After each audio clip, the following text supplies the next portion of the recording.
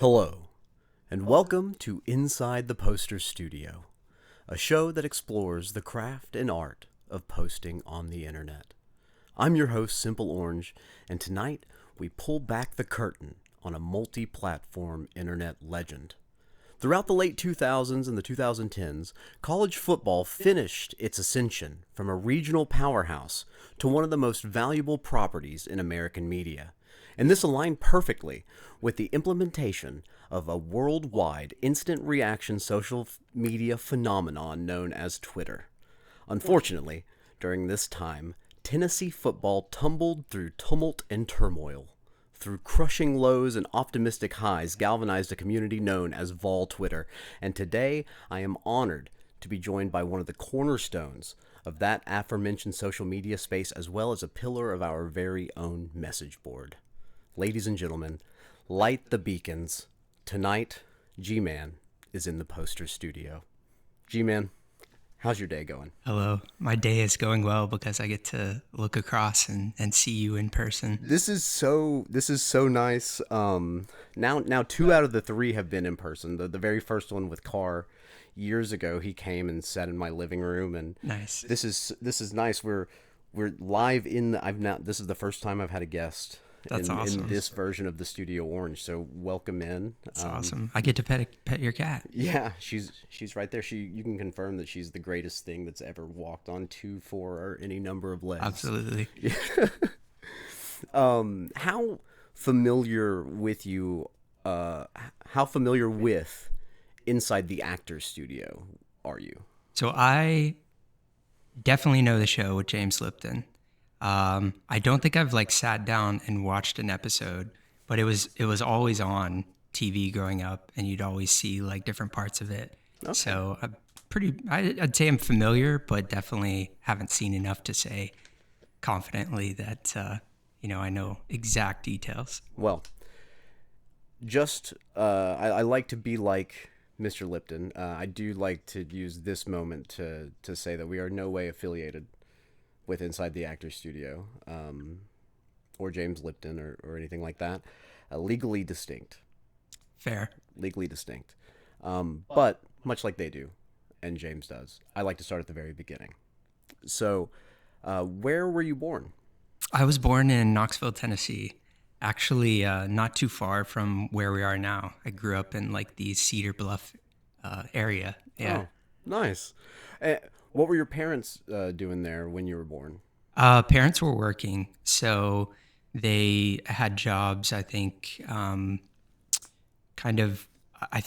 parents had, I'm counting in my head, but 4 total jobs. It was kind of one of those, you get with an employer and you can stay with them the rest of your life if you want to, and then they want you to move to a different city, so you're actually I'll go get a different job, and those are your only 2 jobs your entire life. So they were both working, yeah. What industries were they in? They were in TVA Okay. was the company. Okay. So both of them, that's been pretty throughout my family, a lot of TVA connection, and even my grandmother, my aunts and dad and mom, they all have a TVA connection. So it is really cool to see how that has kind of helped with the region, but not only employment and not only that, but my life personally. Oh, yeah, that's awesome. Do you have any siblings? I have a half brother. Yeah. Half brother. Yep. Where did you go to school? I went to school in Cedar Bluff. So I went to all 3 of the Cedar Bluff, primary, middle, intermediate, and then went to Farragut High School. So there was not a Hardin Valley high school by the time I was going to high school, and it was kind of, Cedar Bluff is very much in the middle of Bearden and Farragut, and you got a little touch of Carnes in there. So it was definitely middle school. There were quite a number of people that I was hanging out with who ended up at Bearden, and then myself and a lot of my friends ended up at Farragut, and it was a big split. It wasn't Farragut middle, Farragut high school. It was kind of a split there. Well, and there's also quite a rivalry between Yes. Bearden and Farragut. Yes. So yeah, I'd say that, yeah, that that changes the color of your blood. Yeah. Right. Yeah, definitely. Were you a good student? I think I was pretty good. Yeah. I got good grades. Definitely like more on the nerdy side. I think my claim to fame, which at the time it was a claim to fame, I don't know if I'd look at that now, was I had perfect attendance through like, I think it was like all of intermediate and middle school. And like, I think it got to the end and my teacher was, asking me about it. She's like, "You've never been sick?" And I'm like, never been sick. What that probably meant was I came to school many times when I was sick and just spread it. I was a super spreader and just throughout school, just notorious. Wow. Like, yeah. So years and years of perfect attendance at public school. Yes. That's a feat. That's remarkable. It is something. I don't know if it's a feat, but yeah. What was your very first job? Very first job. I have a story. It's going to sound made up, but I'll tell it as true as I know it. So out by Best Buy, there was a place called Philly Connection, which was like a Philly cheesesteak place. Mm-hmm. It's not there anymore. Best Buy over, by Dick's and I forget what that center's called. Yeah, that's on, oh gosh. Paper Peters. Peters, yeah. Yeah. So it was like looking for a job out of high school, a summer job, and my buddy worked there, and he's like, "Hey, we can get you a job at Philly Connection. Come make Philly cheesesteaks." And yeah, sounds good. And so I went and did that. Started learning it for like 3 weeks or so, and then I came to work one day. This is as true as I know it, and there was a note from the manager like it's closed, and I was like, what the heck? So I called my buddy and he's like, yeah, the manager skipped to the Everglades. That's how he phrased it. To the Everglades. So I didn't have a job after that, and I had not gotten paid yet. So my first job was actually an unpaid job at Philly Connection. You can put it on the next time that you go job hunting. Put it on your resume as an internship. Yes, exactly. Yeah. That's great. Skip time to the Everglades. Like, well, I think that the only thing that you do in the Everglades is like dispose of humans. I can speculate like what this guy was doing, going from Philly Connection to the Everglades. That's like a CSI episode in some ways. Yeah, the man who starts a Philadelphia-style sandwich shop in Knoxville, Tennessee. Yes. This is probably like inspired Breaking Bad in some way. So for those few weeks, do you think you were good at the job? No, I was actually really nervous. The register was complicated to me, like trying to figure out like how to put it in order. And I just felt so much pressure because the person, ordering was like, "What are you doing?" Like, I just want to order a sandwich, and I'm like, I don't know how this works. So that was nerve-wracking. And then also cooking, because I had never really cooked before for myself, and to use this big like grill mm-hmm. and not mess up an order, to me it was a lot of pressure. Did you play sports as a kid? Yeah, I played just AYSO soccer all through like 8th grade, mm-hmm. and definitely like growing up, I was a backyard sportsaholic. Like me and my neighbor every day would be out there playing baseball or football or basketball. Were you role playing as professional athletes? Yes. So who were you guys? Who did you guys? This was during the 98 home run derby. Okay. So we would actually have a list of all the people we wanted to be, and it would be like, okay, this at bat, I'm Ken Griffey Jr. Right. This at bat, I'm Mark McGwire. And we would keep stats. So like you hit a home run as Mark McGwire, you go mark a home run for him and keep stats as that. So anytime like Griffey would be up, I'm like, I'm going to try a little bit harder this time. Yeah. I gotta build up the stats here. That sounds so similar to the backyard baseball my cousin and I played. Yes. Where we would basically, what we would do is we would draft our teams. That's awesome. Before, and then we would set our lineups, and then we would narrate. So like if the ghost runner got out at second, it was whoever the shortstop was. Yeah. It was A-Rod or. Now, did you play with a real baseball? Oh no, we played Tennis ball? so we played with it. It just depended on what we had available. Yeah. There were a lot of those, a lot of wiffle ball, a lot Okay. of like the kind of like the Nerf, like proprietary baseball stuff that they were Yes. putting out at the time, and we would have to change our dimensions occasionally. You Nice. know what I Yeah. mean? Like sometimes we'd have to go to the actual because there was I don't know if you remember they made this big uh, hollow baseball bat. Yeah. I know what you're talking about. I can visualize it. And at about 11 years old, I could could just stroke crank it it. about 350 with that thing. And so we would go to the actual baseball field and just like hit dingers Nice. with that out bong. I still remember the sound that it made. It made this outrageous. It was basically like a water jug that Yeah. you swing and just demolish whatever you're swinging at. Yeah, Yeah. it was incredible. It was like Omega corking a bat or something. I think we would play with like a Fisher Price like plastic bat that just happened to be a decent length and a tennis ball, and that capped the distance, but it was perfect for like my backyard. See, that's what you. It doesn't really matter like what it is. What matters is that it fits your dimensions. Yes. Right. Yeah. And so that you can have a good competitive game.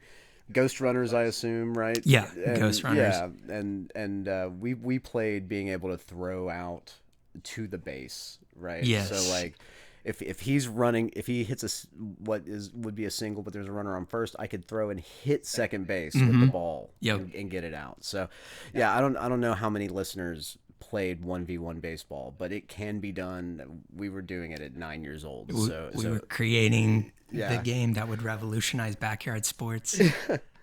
Who or what got you into Tennessee athletics? So I kind of grew up in it since I grew up in the area, and my dad was a big UT, football fan, and I think I have distinct memories of being young and in the basement of our house in like November with the fire going, and he would pipe in John Ward to like his nice stereo system while the game is playing and sync it up as best as possible. But I have distinct memories of like playing at my computer with like John Ward's voice in the background. It was like a warmth from the fire, a warmth from, John Ward. And of course they were good at football. Mm-hmm. So it just kind of like all kind of ingrained in me this kind of passion for Tennessee football. What's the first game you remember watching beginning to end? Oh, that's a great question, because the first game I went to, I think was like a Houston game, and I want to say, if I mess up the year, it'll be bad. But Somebody will call you out. If you yeah, it was in the 90s. So no, I think it was. I don't know if it was the 98 season Houston. I'll get fact checked I on don't think that. we played Houston in '98. I hope it. Syracuse was the big out of conference Yeah, game that yeah. year. Well, this was definitely like at Neyland, and I think it was like a pay-per-view game. Yeah. So it was one. I'll look it up later, but obviously I don't remember that one from start to finish. But the first one that I would say, like from start to finish, so I would like casually pay attention to sports games for a while. So like start to finish was honestly the '98 national championship game, where it was like, okay, I can't be like,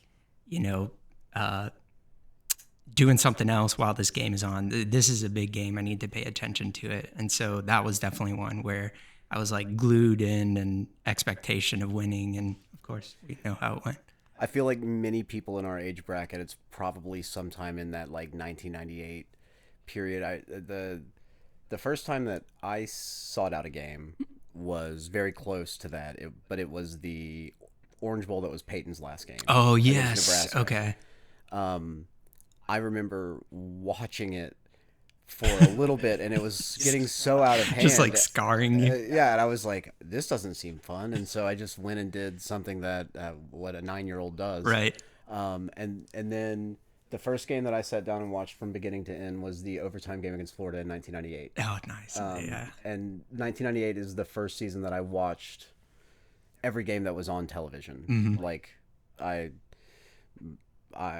like I asked. I tried to gain agency in my life to be like, hey, mother, can I be around a TV that Yes. will have the Tennessee game? Mother, I require a TV Yes. for my sports entertainment. So no, and I think that that's probably true of yeah a lot of people in our age bracket. And you let's see, when did the internet start to play a role in your Okay. life? So I did like a genealogy prep for this because I was curious myself. And I was like, I got to go figure out, who am I? Where did I come from? Like, what is this internet? How did it grow in me?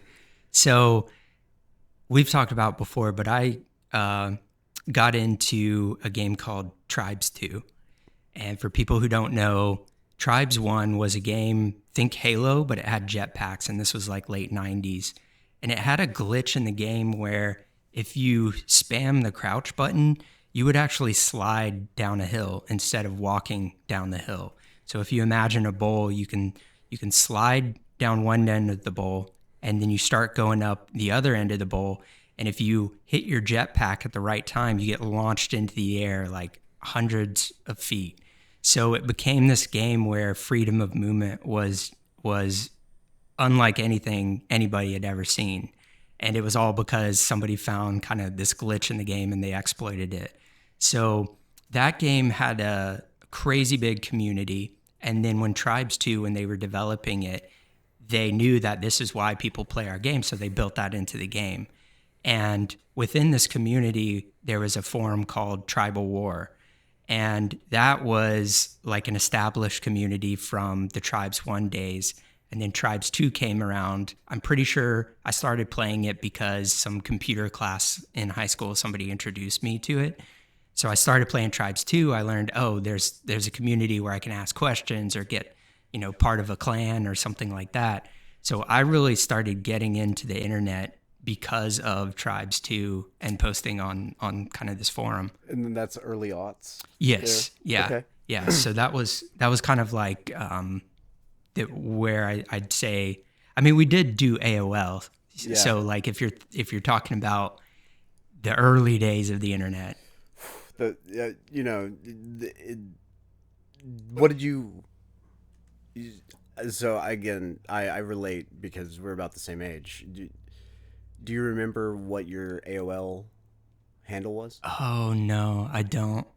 I want to say it was like a pet name, and then just like the number 100 after it or something. This is like very creative as a kid. Do you remember when you started like forming and being part of an online community with Tribes, what your handle was?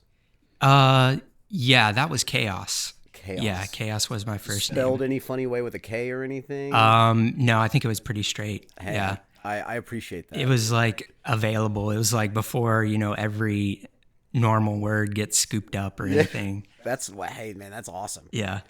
But so I got to tell you this for the AOL days, because you did make me think of it.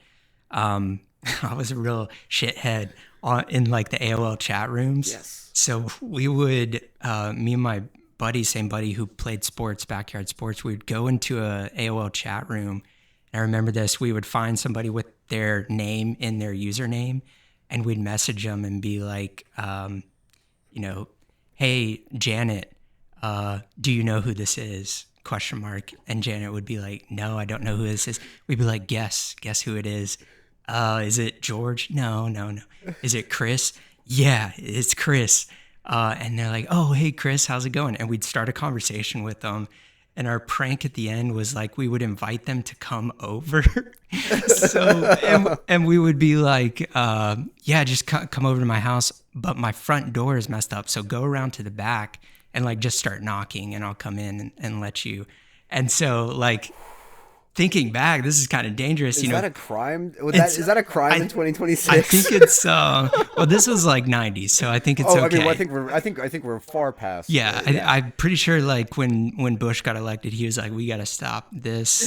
It's too much. But just the thought of like how bad that is now. Like Chris is sitting at home, and this random person comes around and starts banging on the back of his like place to Jesus live. Christ, Janet, what the fuck are Yeah, you doing? what in are my you doing? house? Yeah, so I remember that. That was like a good seed that grew into like this terrible shit, like internet personality, I Man, guess. I hate telling my own personal anecdotes during these, but that reminds me too much of when you unlocked a memory that I remember my first ever ban was on Yahoo Pool because I specifically I was like 11 or 12 years old, and the state of Georgia was experiencing one of their many droughts, and I specifically went to the like Georgia room and talked about how awesome it was to have water in Tennessee. Oh And yes. they Yahoo banned me from Yahoo Pool. Yahoo Pool was where I where some of my earliest trolls were. Yeah. It's, we all had our own like villain origin story. Yeah. Yeah. And yeah, you've talked about this a little bit. You might have already like comprehensively answered the question, but I want to give you a chance to add anything and answer it in this specific light. And then the question is, how do you perceive that the environment in which you grew up uh, helped contribute it to you eventually posting on Vols Bitch and Feels Like 98 and Vols Nugs and ultimately sitting in my bedroom right now? Yeah. So I think growing up as like a nerd gamer, I was obviously like, that's when the internet started building up and becoming like, just what it is now. But the early days, it was really as a gamer to be able to find a community where somebody else played your game that was outside of who your friends were at school or anything like that. I think it really like I appreciated having a clan of guys that would play this game with me and be able to just log on and talk with them and play the game. And like to me that was like a social outlet. Not that I was like a loner or anything in school, because I had a good friend group, but they just weren't nerds. They weren't gamers. So if I found enjoyment in playing this game, being able to have a group of people to play that with, the social element of gaming, I think was pretty new when I started gaming. Because before that, the internet, you just didn't really have, you had single player games or you had console games. And I played plenty of those, but it's like when it's late at night and your friend's not over at your house playing video games, it's like, well, I'll just log on and there's people already playing, so let me go ahead and play with them. So I think, yeah. I think that's a direct correlation because I think that's what all of us, most of us on the message board, our slice of like Tennessee alt message boarding are people who are like psychopathically obsessed with the Tennessee Volunteers and the well-being of our athletics department, um, in unfathomably different walks of life. Right. Right. Exactly. Like, Yeah. but we all have each other to come to and, you know, have our game threads ruined by Josh Fall. Yes, absolutely. Um, so, and this is pretty much already answered. It was how did you get into interneting, which you've already answered. But was there anyone who how did you get into sports interneting? Okay. And was there anyone who was influential in getting you in, and then or once you got there, anyone who like was influential in the way that they were doing content, or yeah, that kind of thing. Yeah. Any sort of like influences and getting into specifically the niche of Tennessee interneting. Yeah, because that is a big difference from like you're posting on a gaming forum and then how do you translate that to sports? For me, I think it was like when I started at Tennessee, that was when Bruce Pearl was hired, and I remember going to like some summer orientation. We're all sitting in alumni hall. Hey, we got a new basketball coach. It's Bruce Pearl. And everybody knows Bruce is just amazing in front of a crowd and passionate. And me, as soon as I saw that, he's talking about his team, how hyped he is. He's telling the students, you guys are the freshman class. You got to come out, build the foundation. see you guys later. I turned to my friend and I was like, we're not missing a game. And He so sold you right there. yes. And I wasn't a huge basketball fan in terms of like the sport, I guess. I like playing it in the backyard, but I didn't never really watched it on TV. So for in my entire freshman year, basketball was very much that we formed like a routine of going to a basketball game. We would eat at Presidential, and then we would have literally a specific route that we took to the game because our superstition was like, we keep winning and we keep taking this route. And we would take that route to the stadium. And if we lost that game, it'd be like, all right, what do we do wrong? Like, how do we fix this? And, let's take a left here instead. And so I think like that got me super into Tennessee basketball. And it was really great to see that from the start, where I think the first game against ETSU, you could get floor seats because nobody's there. And then as you're winning, you're like going back and sitting in the student section. So to see that grow and grow really built up a lot of passion for Tennessee athletics. And my first Tennessee message board was because of that. I joined Scout, forum called Hoopsville, as I think my name was like Bruce Almighty there, to like, this was between freshman and sophomore year, to understand like, what does our recruiting look like? What are they talking about? So that was like my first foray.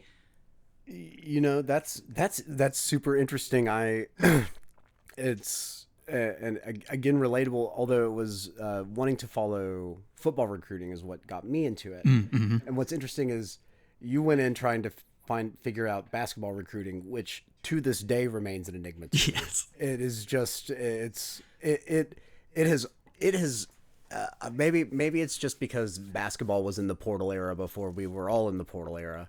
But basketball recruiting has never made sense. You can't find highlights the same way. You can't find stats the same way. The seasons aren't played the same. It's really, you're looking at like AAU output versus like some of them don't even really play high school basketball so much as they play like club sports. Right. Yeah. And so, yeah, basketball recruiting is hard to follow. Maybe it was easier then. What did you find it like was easy to get in and kind of get your feet on the ground and become a super fan? I think it was easier because there were less people that were being recruited. So like if you follow football recruiting, which, we've all done, there's 100 people that they're interested in and they come and go, and, you find some guys who you can track the entire way, but a lot of times it's like they're visiting one week and you're off their list the next week. And basketball, I think there was a little bit less there's a handful of people.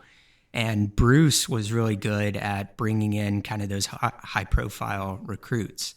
And I remember there was like, I'm going to forget the exact names of the people, but there were like 3 big recruits he brought in during a Georgia football weekend, and they were practicing in Stokely. And I went there and took pictures of like from the stands of them just shooting around to post on Hoopsville for like, hey, I think it might've been Ronaldo Woolridge and like 2 other guys, and, posting that, hey, these guys are here. But I also think it was the first time I realized like how difficult and heartbreaking recruiting can be, because it was like, oh, this guy's visiting, he's a 5-star, like we're going to get him. And then he commits to like Duke or UNC, and you're like, wait, I thought we were good now. Yeah. Like, why are you going there? So it was a good it was easy to follow because there were less people, but it was also like, recruiting is just a crapshoot, and you just never know what's going through the heads of those kids. Yeah, and I was so obsessed with it for nearly like a decade or so, and I'm close to a decade detoxed from it now. Of being a super casual recruiting follower, just because I admire the Geraldos and the Josh Valls of the world, the blackjack trippers who keep their fingers on the pulse of everything Austin Slice has ever said. Yes.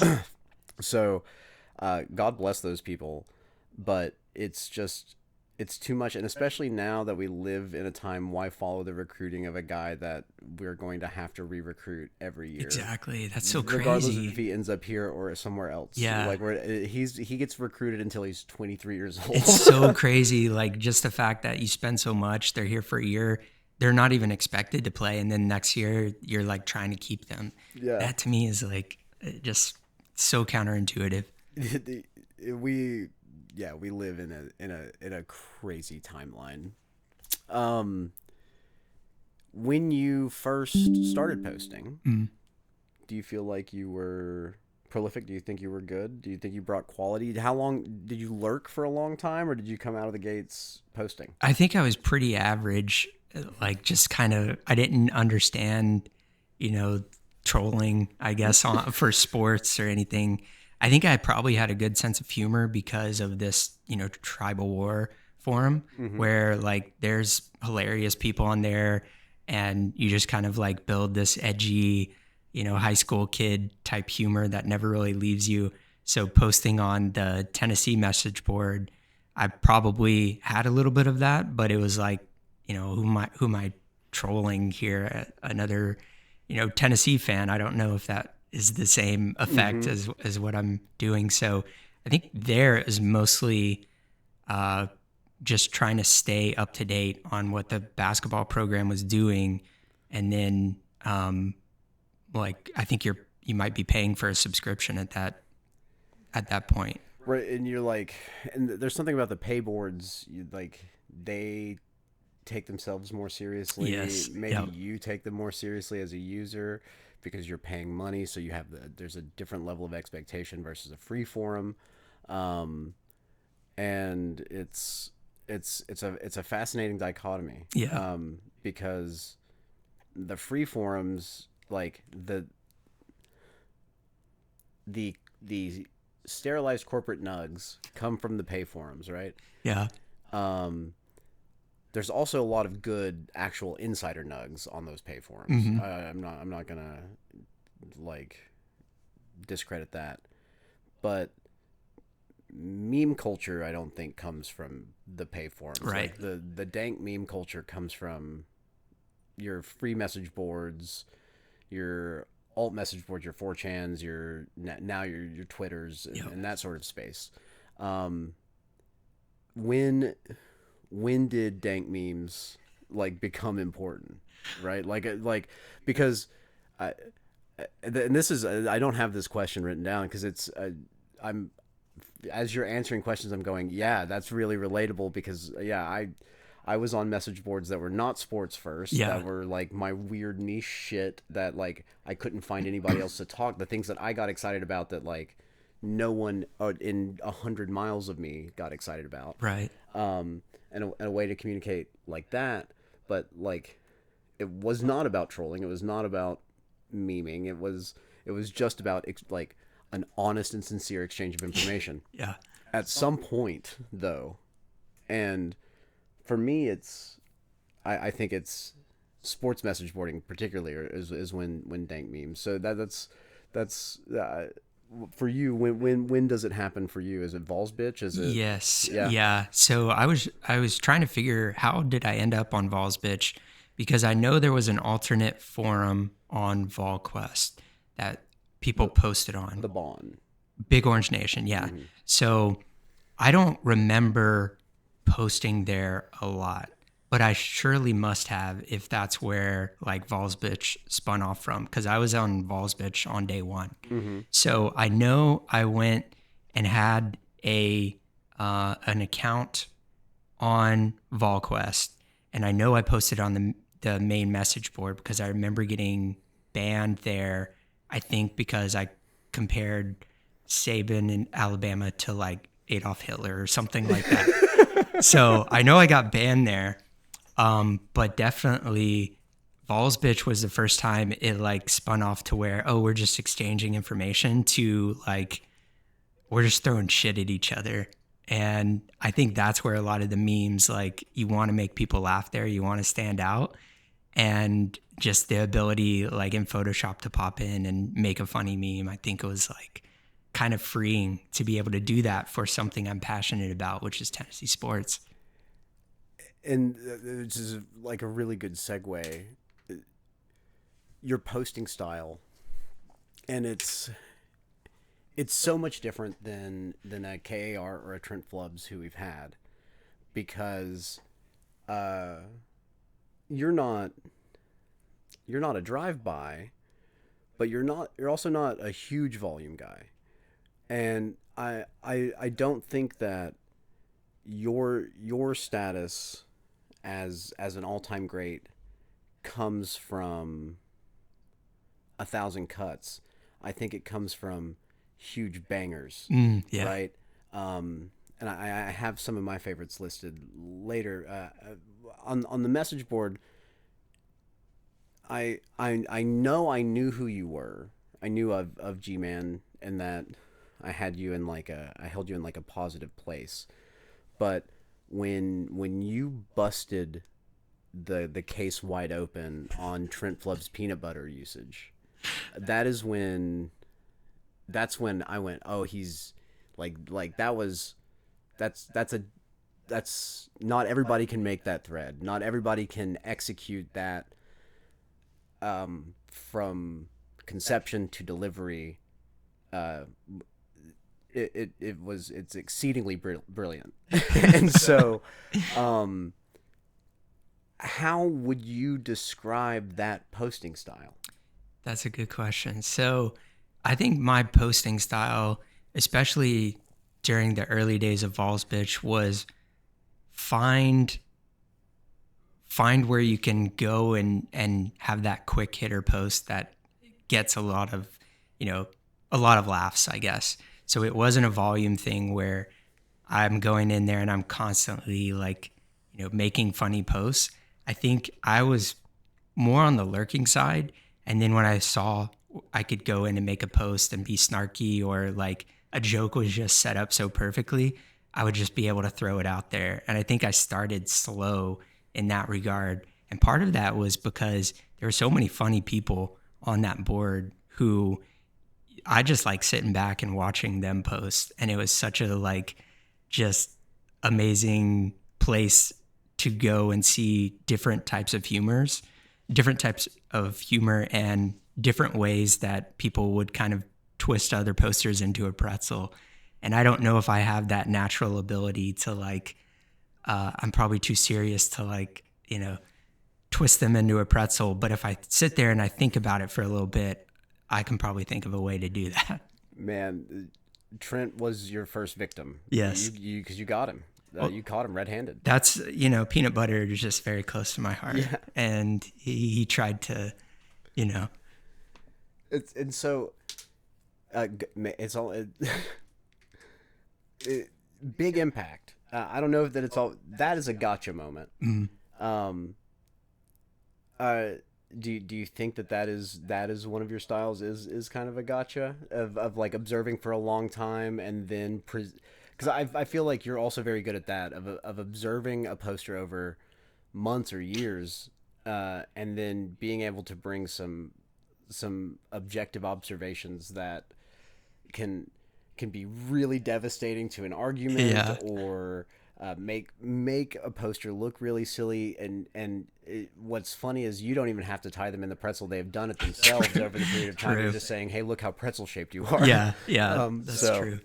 I think there's it's kind of like where I casually read the board, and something might slip through the cracks of my reading, but then if I see it once, twice, 3 times, 4 times, I pick up on it. I'm like, they do this all the time. Like this little quirk that they have, which is kind of endearing or, kind of annoying. They do this all the time. And I just file that back. And a lot of my memory with posters, I think I've mentioned before, is tied to the avatar, and not necessarily the name, because I'm reading the board pretty quickly. I'm visual. I don't, sit there and think about a lot of what's being posted. So I think I associate attitudes and characteristics with somebody's, profile picture to an extent. And if it needs to come out of the back pocket, sometimes it can. I think that's fantastic. Unlike our two previous guests, you keep personal information much closer to the vest. There's a lot less known, I would say, about you than the two other guys. I had your phone number for years before I knew your name. Just because I saved it as Gmann. Yeah. It didn't come up until you met CV4. Yeah. CV4 was like, yeah, I was hanging out with Beep, and I was like, who's that? He was like, oh, that's Gmann. And I was like, oh, okay. Oh, okay. So, Yeah. like, what are some of your biggest interests outside of Tennessee sports? Tennessee sports is a big one. I think, so I live in Seattle. I don't know if that's a spoiler to anybody, but I think a lot of people already know it. So there's kind of a change in Seattle when the weather becomes comfortable to do stuff outside. So everybody is going to, look for indoor stuff a certain part of the year, fall, winter, spring, but then the summer is amazing in the Pacific Northwest. So we're kind of transitioning to the summer right now. And my interests change from indoor stuff, video games, TV, to what can I do outdoor. So there's a lot of, I like biking around there. They have some really good trails. I grew up playing golf and kind of like fell apart from it for a while, but got super into it last year, going to the range and some different courses and everything. And, just absorbing all the TikToks and reels about how your swing can be improved by this one little tip. And then I'd say a lot of just getting outside and doing a little bit of hiking, but just getting around the Pacific Northwest is really what I'm hoping to do a lot this summer as well. For your money, who are the best and worst golfers on the board, do you think? Oh, that's totally conjecture. That's a great question. That's such a great question, and I don't want to insult anybody by getting the wrong answer. I feel like, wouldn't it be funny if Balls Deep is like one of the most like underrated best golfers on the board? Like he can just go out there and crush it. I think that would be funny. He's taking swing lessons. Yeah. We've seen the photo. Yeah. And, I haven't seen other people posting their lessons. So I think that could be a clear indicator that Balls Deep is like, he's got something hidden in his pants there. Like he could really. Mm-hmm. He's swinging it. Yeah. And worst. Worst is probably me. What's your handicap? I'm sure all the board golfers want to know. Yeah, so I think if I'm doing the scoring right, I don't play a lot, but I think my handicap is up in the 20s. And the way that I look at it is less handicap and more like if I break 100, that's a good day for me. Nice. And I think it really just depends on like how long it's been since I've played. And I think my best round is like an 88 at Dead Horse Golf course over here because I played it so many times. But even that is like there's Balls Deep is going to look at an 88 and be like, that's terrible. Is that 18 rounds or like, what is that? So, yeah. Well, that's interesting. How do you think like I said in the intro, we've been pulling back the curtain. People are going to know Gmann a lot more by the time they're done listening to this. But how do you think the perceived mystery about you influences how you're approached both by users on and off the board? Because you have like many of us, the board is like a starting place, but there are friendships off the board, text groups, back channels, and I mentioned that you've met CV4 in real life. Mm-hmm. That doxed both of you there, I guess. We've met, and so when you're meeting posters, do you find that shroud of mystery that they come in with any extra intrigue or any extra trepidation, or and then on the board, how do you think that it impacts the way that you're approached? The people that I've met in real life are all like surprisingly normal, if that makes sense. Like they're all pretty cool to hang out with, have a beer with. I think for me, it was a bit of uh, probably just uncertainty. Like if I reveal too much about myself, like what's going to happen. I'm the only one who's like, or one of the few who's like living in Seattle. So it'd be very easy to like put two and two together sometimes. Right. Yeah. But I do think I've come around a lot recently where like, who cares? Like nobody is out there like trying to, send assassins after me or anything. Just dildos. Just dildos. And I do feel like, to me, and this might be pulling back the curtain, the board has meant a lot to me in terms of being connected to a place that I grew up and family and friends who have the same interests. So when I am watching a Tennessee football game, yes, I care about the outcome, but I'm texting with friends, I'm texting with, my dad, I'm enjoying that experience across the country and being able to like keep that kind of closeness to the city and the connection. So to me, like the board itself is, and the people that we've been posting with are kind of, not family, but there are a lot of people who I enjoy hearing about and seeing like how they're doing, reading their posts and everything like that. So it is creating like a community and a connection to Tennessee sports that I'm glad I have it. If I didn't, I probably wouldn't have been able to keep the fandom as much as I have. So it is really useful in that regard. And I think part of that is just being okay with, not being vulnerable or anything like that, but like, who cares if they know my name or anything like that? Yeah. Now there's a limit to that with certain people, but also like, just like you mentioned, linking up with CV4 and when I was visiting Chicago and New York, like, of course, yeah, I love sharing a beer and talking Tennessee sports with people. Do your friends and family know your G-Man Vols? My brother does. I don't think, and I would say most of my close friends do. I don't think my parents even know what Twitter is. So yeah. Have you ever had someone who didn't know you were G-Man Vols send you a G-Man Vols tweet? So I was at my best friend's wedding, and there was one of the DJs there was a kid that we grew up in high school with. So like, I didn't know him when I went to Farragut, but I knew of him. Right. And so he was doing the DJ there, and he posts under his real name on Twitter, and he's replied a few times, and I notice it because I'm like, oh, that's so and so. So during the wedding, I a break, I went up there with my Twitter profile open, and I'm like, I think you followed me on Twitter, and showed him the G-Man. He goes, "You're G-Man," and it was just kind of like this, just kind of like this funny experience of being able to reveal like G-Man to somebody who had been interacting with me but just had no idea, I guess. Where does the name G-Man come from? G-Man was my two favorite sports players were Ken Griffey Jr. and Peyton Manning. And I think the first name that I had on like outside of that Bruce Almighty was Griff Man.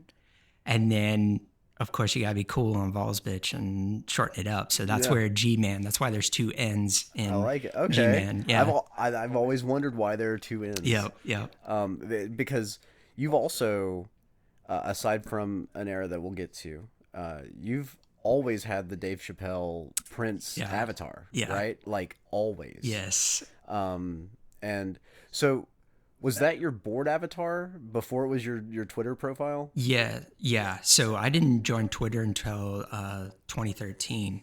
So I'd been posting on the board, and I love, like I said, I like when I can recognize somebody through their avatar, and I just have like, Dave Chappelle is a legend, and I think this pancake image is just like, I thought it was so funny at the start. It's and tremendous. just love keeping it. It was somewhat still pop culture relevant. Yes, it was. Right?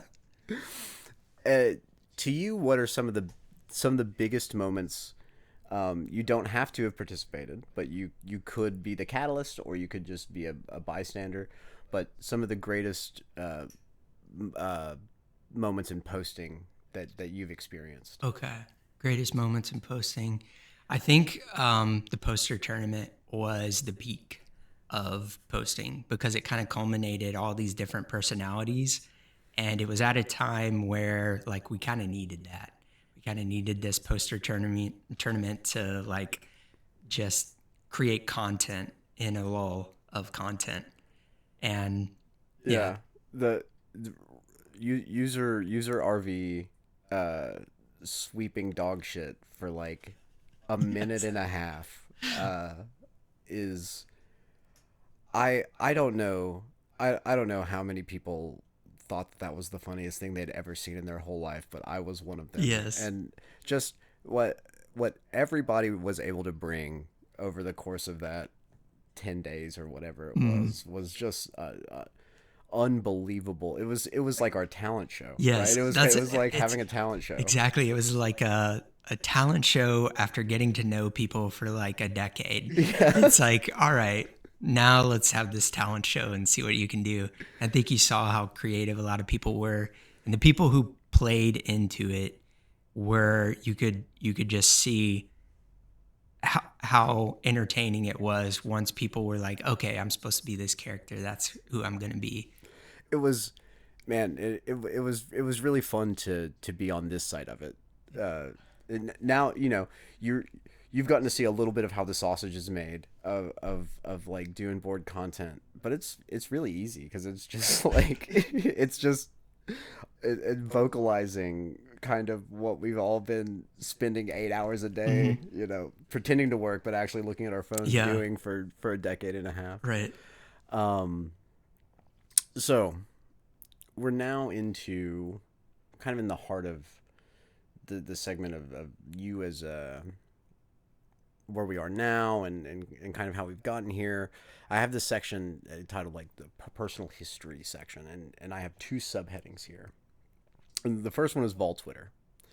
And so my first question in that regard is, what are the fundamental differences in posting good versus tweeting good? That's a good question. So in ways there is a similarity, but obviously with X or Twitter, you started out with a character limit. So you have to be able to nail like a very snarky or very like insightful thing very quickly. And I think there are posters who I I saw them do that on Volnugs, and Fake Rob Lewis was a very big inspiration for being able to do that. He just has, I think, as like Trent mentioned in the last interview, he has an uncanny ability just to immediately go to someone's core and like Give them the backhand compliment yes, at it. the backhand compliment where they're like, "Oh shit, well, yeah, I guess that's kind of true," and they have to sit with it. They have to sit with it, and I think a lot of the Twitter people that you're responding to are opposing fans, and you have such limited information. And how do you respond to an Alabama fan who's won like 5 championships in the last 10 years or something like that? Oh, I'll just crop his profile picture and use that as my reply. It's like these kind of, how do I win the argument with no ammo, but this person slipped up and put a piece of their real life in here. Boom, done. That is, yeah, because as Tennessee fans, in the heart of the 2010s, we had no ammo, none. No, absolutely nothing. Yeah. What inspired you to want to tweet? I think it was I got interested in Twitter during the coaching search. So I think that was like 2012 when Dooley was out, and I think a lot of the rumors and nugs were being posted on Twitter, so it was constantly checking it. But I also think that's when there was a shift, if I remember my timeline correctly, where we were going to Feels Like 98. So it was like after Vols bitch going to Feels Like 98. And I feel like if it wasn't around there, it was close. I wanted to have this sort of vol presence outside of the board. So like The board was pretty fragile back yes, then. if the board went away, I wanted to be able to have, the people that I interacted with and, somewhere to post memes where it wasn't just like 3 followers. And I was like, what am I doing with my life? What was the first tweet of yours that caught like that made you go, oh wow, and that like That's a good question. So I can't think of like these were the days where I would get like 2 retweets and be like, oh, this is awesome. Like I've got an audience here. But I think like in the early days, I would be going through and just randomly favoriting any Vol fan that I saw to try and get people to be like, what is this guy? Who is this guy? Oh, he just posts memes. Okay, they're kind of funny. I'll follow him. Stuff like that. So that was for a while, just being able to do that. And I think a lot of the posts on Twitter that I would get any feedback from were like the memes. And a lot of it was, kind of being a little bit abrasive to opposing fans, and eventually like started to get more and more people kind of liking that content. Yeah, and your tweets often I'm gonna try to describe this quality that you post with when you're posting at opposing fans, and I can see the fake Rob Lewis influence in it because it's kind of this oh no, right? Like oh no, this is happening to you guys. Right. Oh, but this oh no, Exactly. that kind of oh no vibe that you approach them with is a flavor of snark that I really enjoy. That's exactly. Who are some must follow Vol Xers? Should we start calling it Vol X? You can call it whatever you want. I'm gonna say Twitter most likely. I was gonna say Vol Twitter just feels so branded. Yeah. Yeah. Yeah. But yeah, who are some of your favorite peers? I wish he posted more, tweeted more. Young Phil Fulmer. He's got the same type of humor where he can really just get, agitate somebody. I might have stolen that bit from him or I think that was Frank who crops the profile picture. But I love that because it's so absurd. And it is like, that person is like thinking about why did they do that? Like, I guess I do kind of look ugly or, something like that. I think, so young Phil Fulmer was definitely one.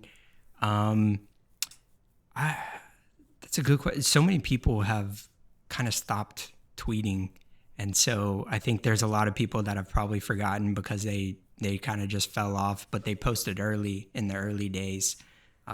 Popcorn was a big one, who kind of stopped tweeting a little bit. So it's kind of shifted from what I would think is the more kind of clever, snarky type posts where you were a little creative. And in my opinion, it shifted more towards a little bit of the normie Vol Twitter, or the counter of that is like really aggressive Vol Twitter where they kind of like, are very much attacking somebody, but they're not doing it in a way where it's like there's cleverness to it. I think it's just kind of piling, right? It's yeah. just kind of like, that Vol Twitter is really good at piling. Yes. Yeah.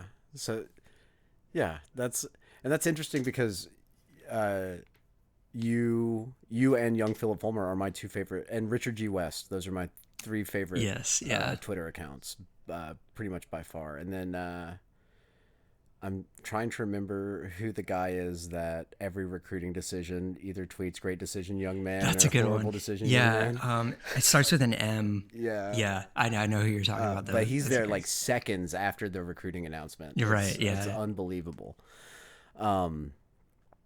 Well, so which brings me to the second aspect. The second subheading that I had here is politics. Now, this isn't a political show.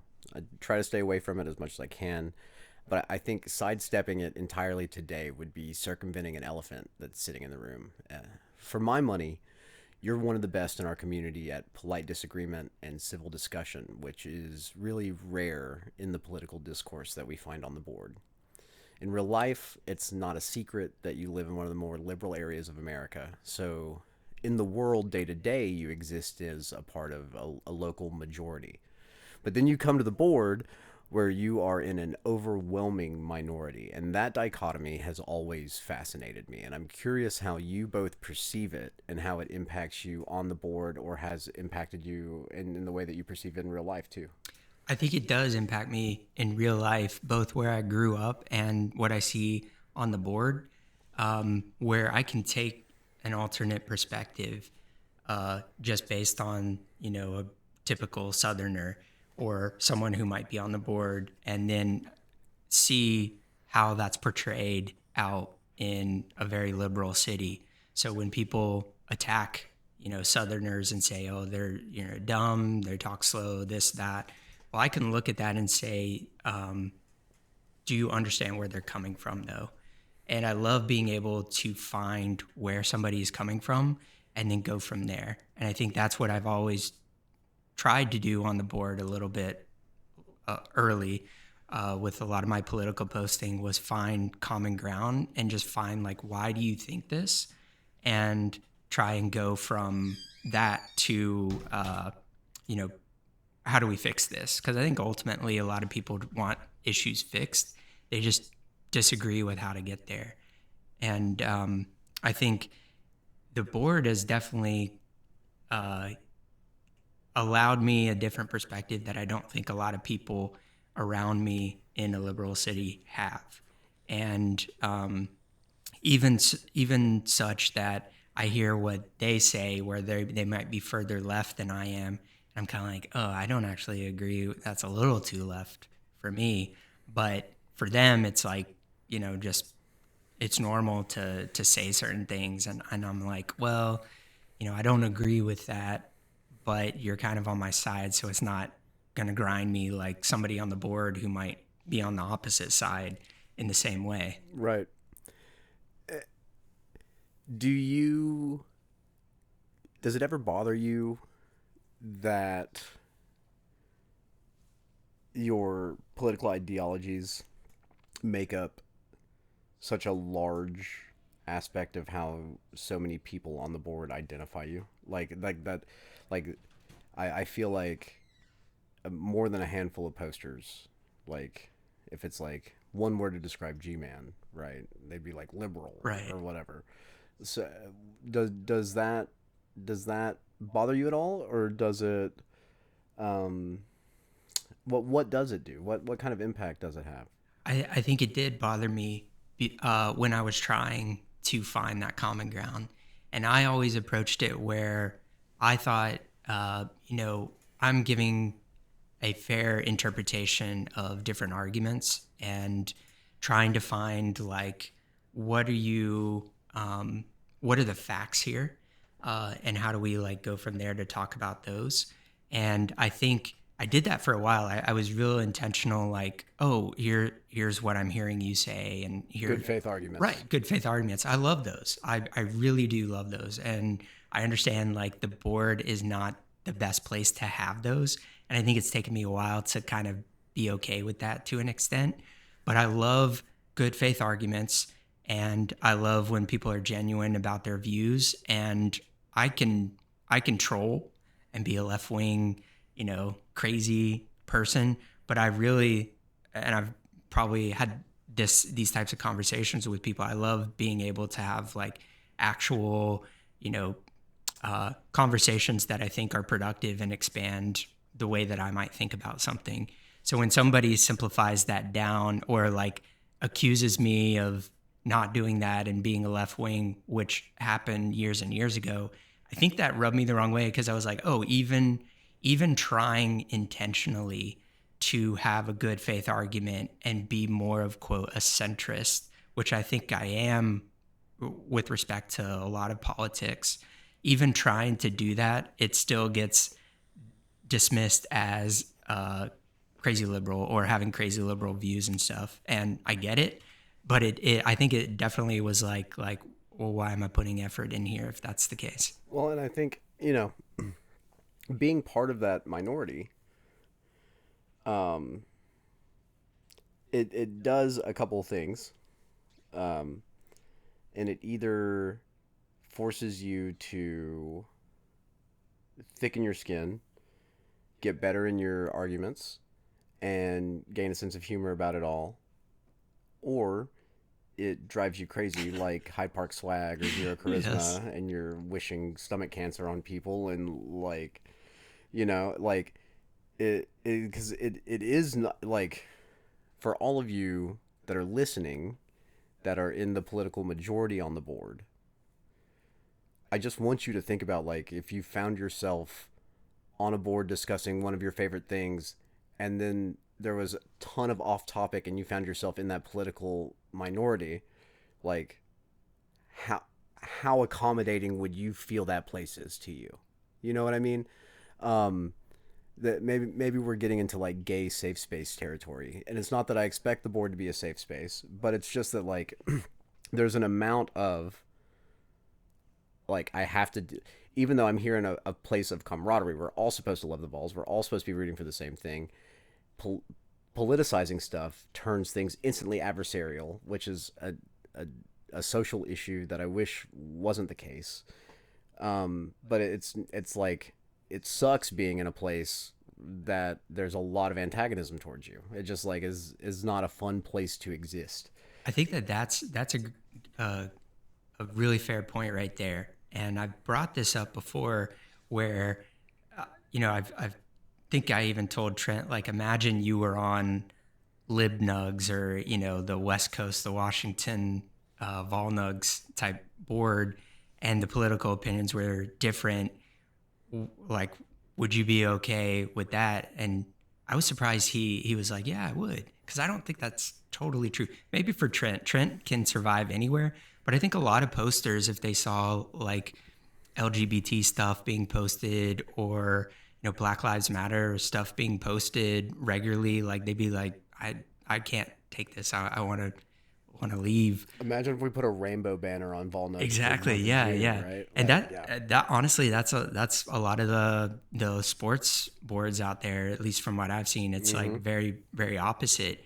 And it's totally fine if people don't want to post there and don't want to do that. Like, I signed up for this. I'm not looking for any, Yeah, you're not a sympathy victim, or any. right? Yeah, Yeah. like, I can shit talk with the best of them. And I think that's where, I will admit this, that's where I got caught a few years ago when I did like the Joe Biden account. Was it Literally my next question.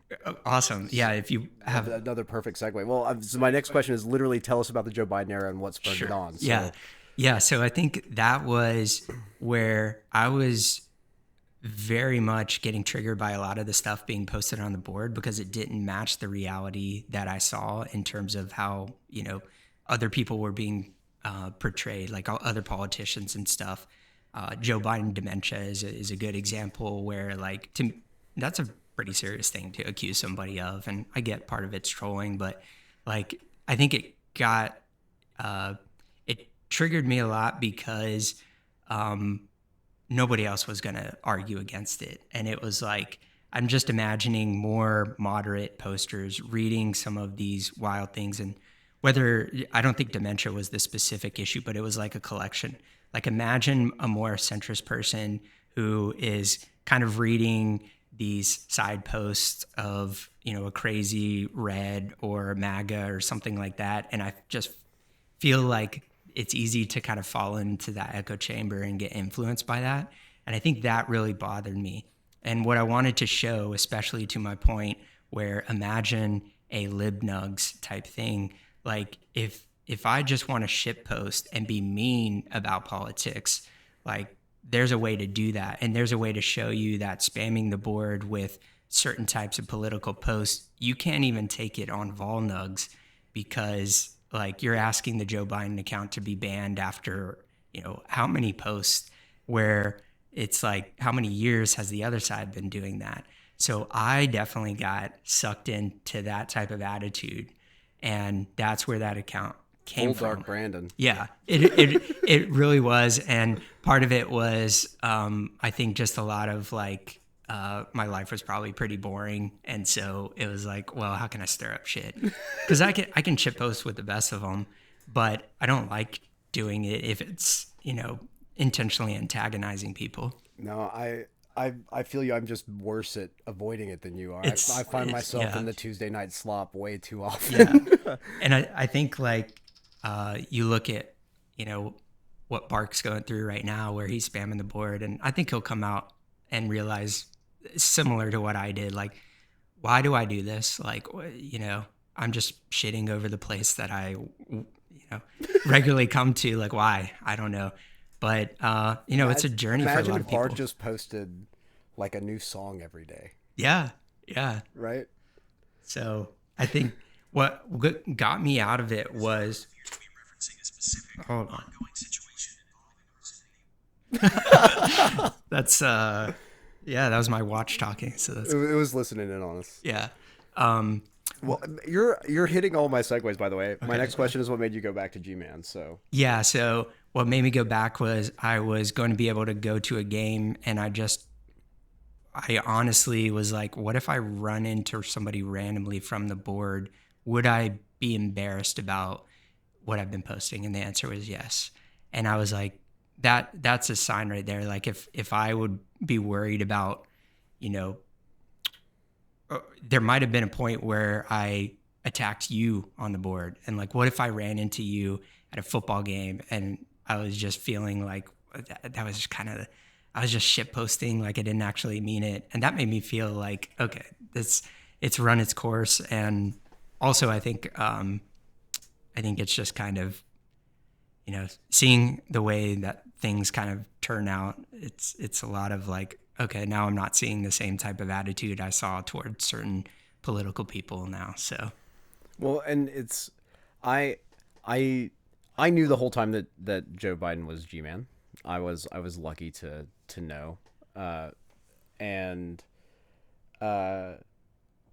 what was wild to me, it happened when Trent came back too, was there were people that were like, no, this can't be G-Man. Right. My G-Man would never post like this. And like the same thing happened when Trent came back, and people were like, this is an imposter. This is not the real Trent Flubs. Yeah. And it was like, I knew that was actually Trent. I was just like, you can't fake it. It's like, as much I've never tried like an alt that outside of a gimmick that was like disguised or anything. But I also don't think I could. I just don't. I feel like I feel like a thing that I don't have written down, but I've had in my mind to talk to you about the since you agreed to this, is the idea of message board kayfabe. Right? Oh yeah. And the idea that like Tyler and Simple Orange are like not the exact same guy. Right. Simple Orange is a really exaggerated form of Tyler, that I do things that Tyler would never do and say things that Tyler would never say to be entertaining. Mm-hmm. Yep. So, how true of that is how true is that of G-Man? Do you find, and like, I approach everybody on the internet like they think like I do. Mm-hmm. Like none of it is really serious, and that there's a kernel of yourself, but like I like when Stone Cold Steve Austin hits The Rock, Steve Austin did not hit Dwayne Johnson. Yes. Right? Like, and so yeah, when I tell Josh Fall that he ruins my life and that that negas are subhuman scum of the earth, I hope that he knows that I think that Josh the guy is awesome, and I love him, and I would hold him in my arms like a baby, like a giant hippo baby. So like, and I have to sometimes realize like that's not always the case. The very first time, a story that I've told, the very first time I ever met Big John Nuts was at the 2015 Oklahoma tailgate, and it was like, hey, this is Big John Nuts. I think it was maybe Morris that was introducing us. It was like, this is Simple Orange, and BJ went, "You're not gonna hit me, are you?"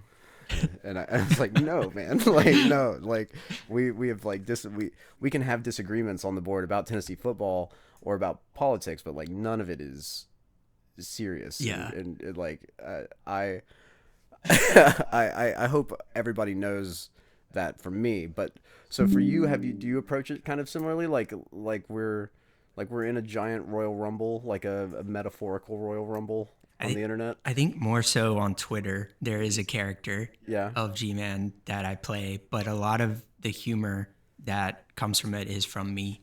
So there is like when I see a post and I want to reply to it, there is an element of like I don't have to think very hard to come up with something to reply. Mm-hmm. And I think if anything, it's just that with like maybe less of a filter.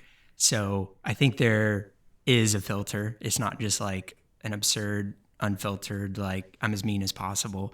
But I think there is something where I'm thinking, how can this be made into a joke or, feel like you're kind of defending Tennessee Twitter, Vol Twitter to an extent. Mm-hmm. I think on the board, it's a little bit more genuine. I think it's hard with the Gman account. It's hard to keep up that kayfabe for so long, especially after we've been posting for 20 years or however long it's been, 15 years.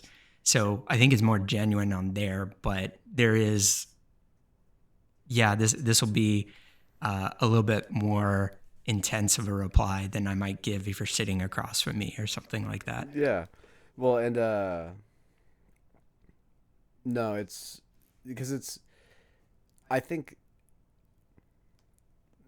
Tell me if I'm missing the mark, but I have experienced it too. And when you're talking about Joe Biden, and it's really similar to like a post nut clarity of like Yeah, I've been like anger it definitely typing is. Yeah. or like I've been typing with the intent to roll up or whatever it is, and I fire off that post and I read it and there's like a thing I said and I go, ooh, dude, that's not me. Yes. That's not how I want it. That's like too mean, or it's out of my character. Yeah. Right. Like, And especially with like one thing that stands out, and I want to apologize to PVT because he was the biggest Joe Biden is not G-Man defender. mm-hmm. And every time I saw that, I was like, ugh, I don't know. He could be. At some point I texted him and told him that you were. Good, thank you. Yeah. But one thing that stands out is I think PVT is one of my favorite posters because I do feel like he is genuine with his replies and stuff. And he said something that it was like, how often do you type a post and then delete it? And he was like, I do that all the time. And I never did that. And I was like, that's actually like, I should start doing that. Like you have an emotional response or an immediate response to somebody, and then you post it, and then you go back and you're like, I should just delete that before they see it or something like that. And I think that is when you do have that immediate visceral response and you want to just make somebody feel like an idiot or something like that, the quickest way to do that is an insult or something like that. And it is just like real life. You might use different words if they're sitting across from you, but you're going to have like a response there immediately. There's a really good metaphor my acting teacher gave for being angry on stage. This is when I was in my fancy New York drama school. And he said, when you blow up on stage, but I've found this to be true in real life too, like an expression of anger, right? If you hit the roof, when you're acting, you have nowhere else to go. Mm-hmm. You want acting to be in an arc, right? But if you hit the roof, then all you have to do is come down, and you can only come down.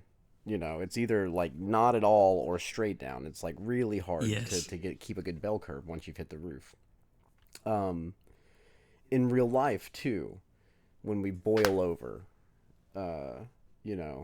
and we eject, we release it, we vent that. It's a lot like laying in bed and having to take a piss. Because if you lay in bed and you're like, man, I really have to piss, and you just piss, man, those first 10 or 15 seconds are going to be awesome, right? You're just going to be warm, and you're going to be covered, like you're going to be warm, relieved, you're going to feel so good, and then 30 seconds later, you're just laying in cold piss, right? That is what expressions of anger popping off, like emotional impulse expressions of anger to me are. And I find a lot of people do it on the board. But those are where my post nut like moments of shame come from, or when I'm like, I'm actually kind of mad. Yeah. Or because I claim that I've not been mad online since John Nuts and I argued about the Pig Howard fumble in 2013. That was the last time Which was like, wasn't a fumble. see, and I just like, I agree. I concur. There was not enough evidence to overturn it. I think it was a fumble, but there wasn't enough evidence to overturn. How dumb is Nuts for believing that? Let's just pop off No, on him right now. Yeah, no, Nuts is on your side. Oh, Nuts is on my side. Wait, you're not on my side. I think that Pig Howard fumbled. And He probably did. yeah, and so that's. But we should fight anyways. Yeah, but I was in Atlanta. I was at Rossville, Georgia, and when I was in my teens and early 20s, I have a family member down there that I would always go and spend the week between Christmas and New Year's and a few days after New Year's with. John Nuts had me sitting on my cousin's couch in December of 2013 arguing about a football game that had happened months earlier, and my hands were shaking. I was so mad. And I remember he's gonna love this. Yeah. This is like he's like, okay, I know what I must do for the rest of my life is trigger him so hard that he has to do. I've told him thank you over and over and over again, because that is the moment I went from being okay at the internet to having the potential to be decent at the internet. Yeah. Like that interaction with John Nuts changed my ceiling as an internet poster. Because I worked through it. Yep. I posted through it. And that's the power of his pages. Yeah. He gives people space to do that in a tremendous amount of pages. No one is as generous with pages as Big John Nuts. He's the page master. Page master sounds like what was Steve Austin's first ringmaster? Ringmaster. Yeah. He's the page master. Man, well, and Nuts too has gone from his stunning Steve Austin to his Stone Cold Steve Austin era. With the way he's got it going up top and the way that he's ripped. I would love to see him in like an Stone Cold cosplay. Oh, that would be great. Put him in the vest, no shirt underneath. Request Big John Nuts for Halloween this year. Let's set that up. Yeah. Oh, yes.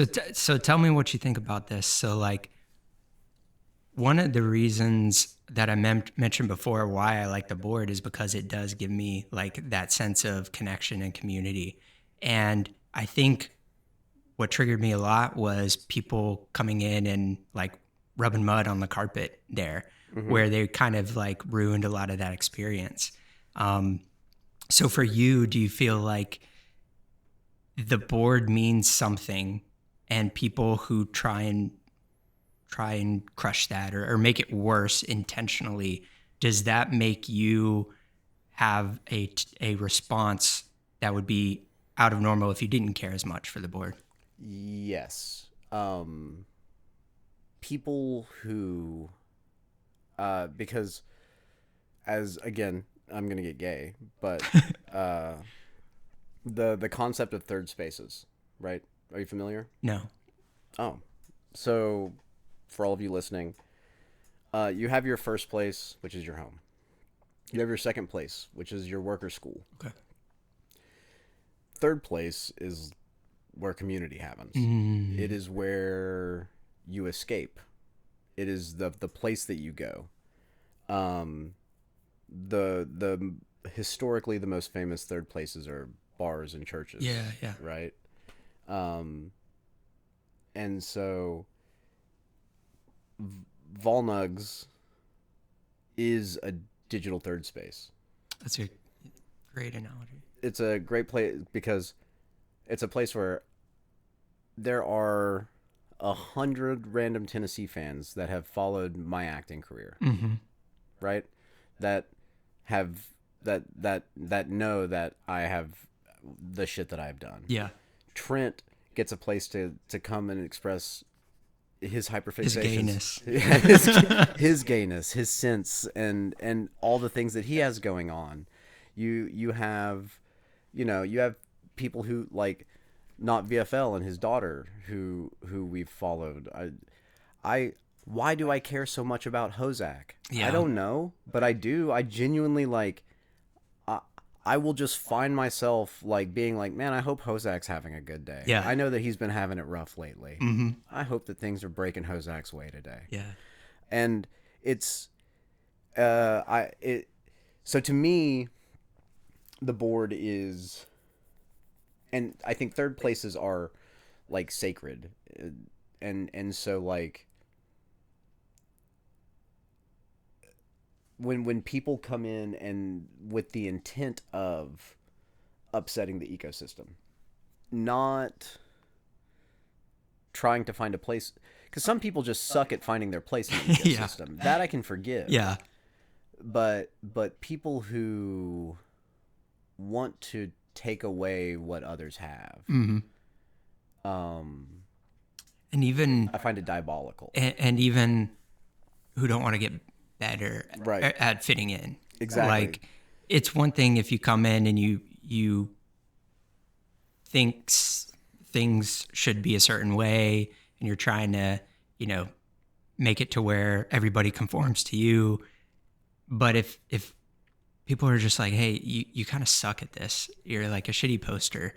Like, to me, after a certain amount of time, I would either leave or I would say, Self-evaluate. what am I doing wrong? Like, that isn't their sense of humor. So what is their sense of humor? Because I love making people laugh. Like, that's like, it's just an awesome feeling when you can meet somebody at what they find humorous and be able to make them laugh.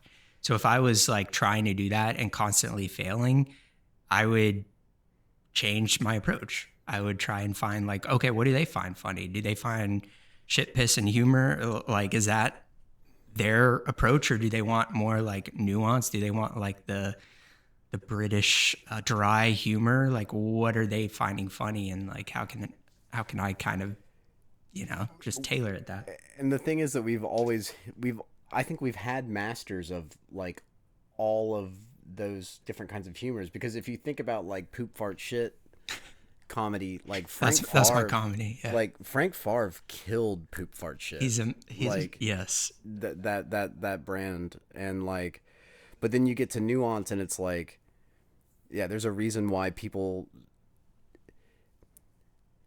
maybe let me put you on the spot. Has Trent Flub's fastball lost zip? I don't think so. I actually have been impressed with how he's been posting on the senior tour, is how I'd say. Like, he was in the, PGA, he was Tiger Woods out there and, just dominating. And I think that type of game has passed by just because, like, we've all grown older and, had to deal with life and everything. I think he stepped away from the board and there was a huge void there. But I think him coming back, and maybe it's not, well, I guess I kind of am saying a little bit of fastball loss, but I don't view it as like it's Peyton on the Colts versus Peyton on the Broncos. Yeah, it's a different type of play. So he's not going to come out there and post the same way he was on VolQuest rolling up people.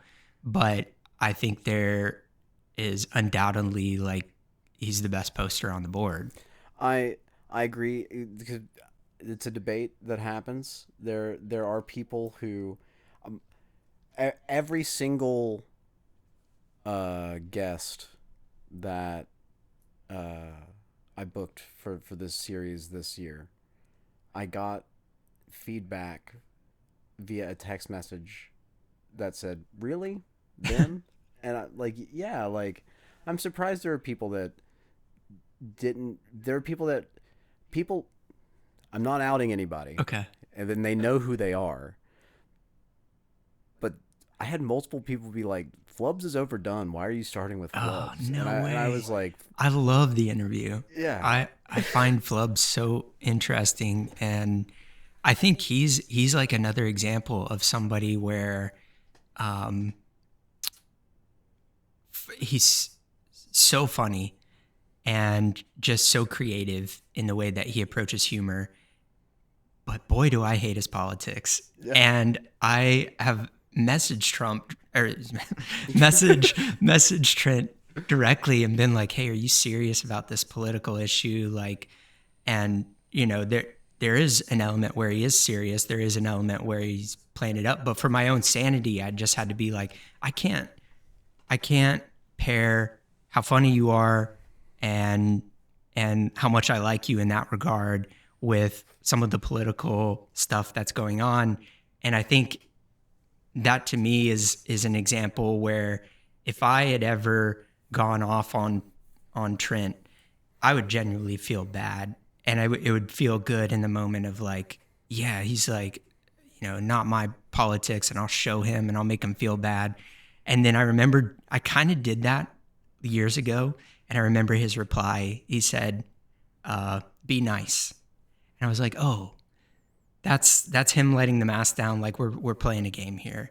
And he's like, "Hey, I'm just I'm playing into the bit, and you need to as well." And I was like, "Okay, then I get it."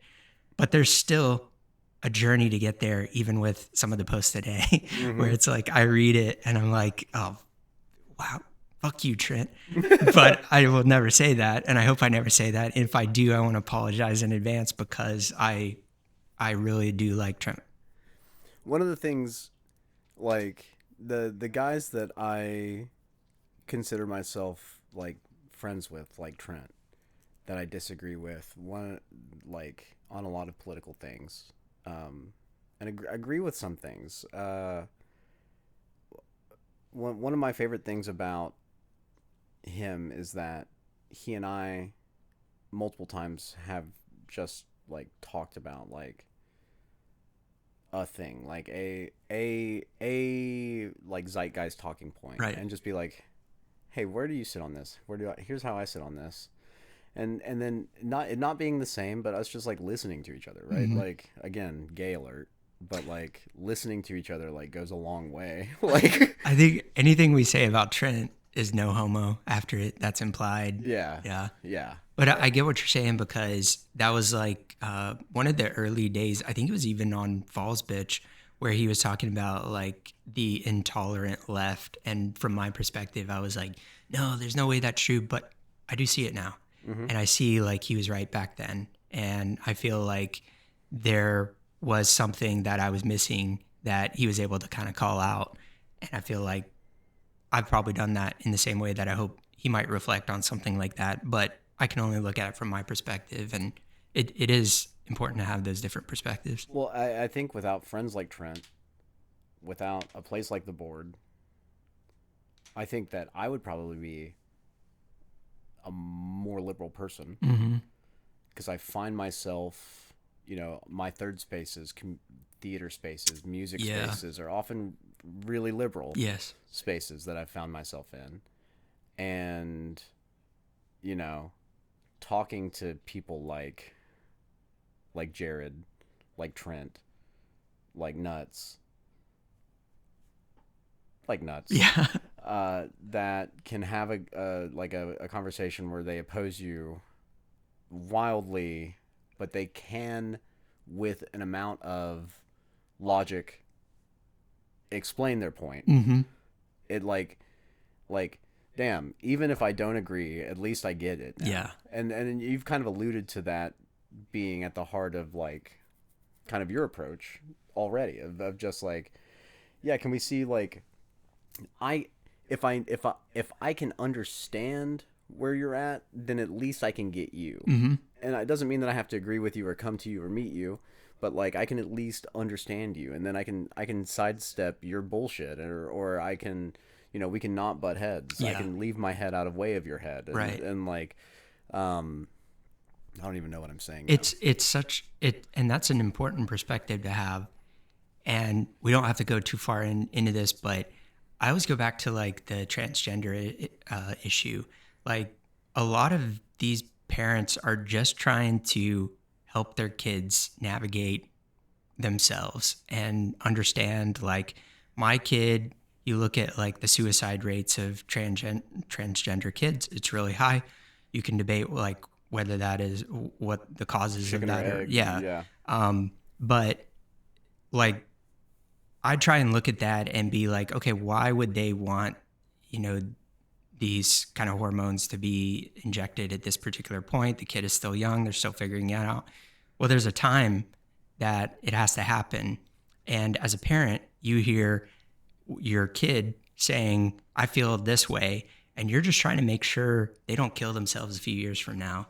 And I think like a lot of the nuance and issues and trying to understand like what people are doing when they're approaching this type of issue is lost when you just separate it as this is, this is the left wing perspective, this is the right wing perspective. Where's the space in the middle there where you can come together with The real people that are being the impacted. real by it. people and help them in a way where they can have an option that isn't the extreme on the left or the extreme on the right. And I feel like that's like an issue that like even I've struggled with in terms of like understanding and relating to, but I do understand what the kids and the parents, it's got to be so tough to be there, whether you are left wing or right wing, and having the ability to help those people and kids in a way, I think is like at the crux of the issue. Yeah. I think both sides would agree. We just want what's best for the kids and the parents in that case. Yeah. Yeah. I agree. And it's not about what's right or wrong. It's about what is navigable for actual human beings, right? Yeah. Yeah. Wow, I just like there's no natural segue here.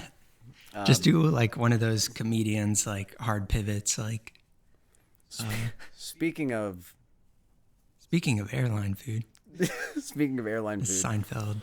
I've got a list of some of my favorite things that you've done. Okay. Enhance, which I've already mentioned. Yes. The peanut butter. The psyop, not even psyop, but the Robert Kinbichi. Yeah. That whole saga, whatever it is. Of course, we have Light the Beacons. Mm-hmm. The Buffalo Bill, and the Jeffrey Dahmer.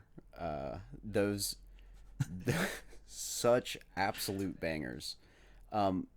I don't have a great memory for specifics. Typically, I have to like go back and like I would have to like DM people and be like, hey, remind me of some of like G-Man's real bangers, please, because I don't really remember them like verbatim and stuff. But those literally this morning, I was just like, yes, these are like some of the bangers. What do you think is your best ever thread, post, or tweet?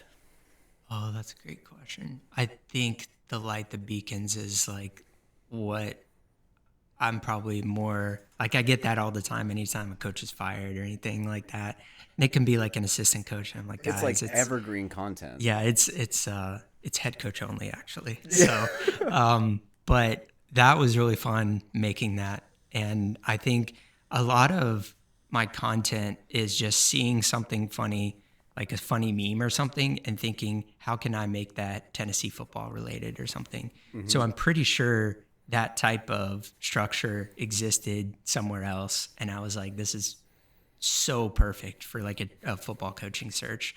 And making that, it was just, I could see like this is going to be. Did you know that you were cooking up greatness? I think, I think so. There's a few times where I'm like, oh, I feel like this is going to, a lot of people are going to enjoy this.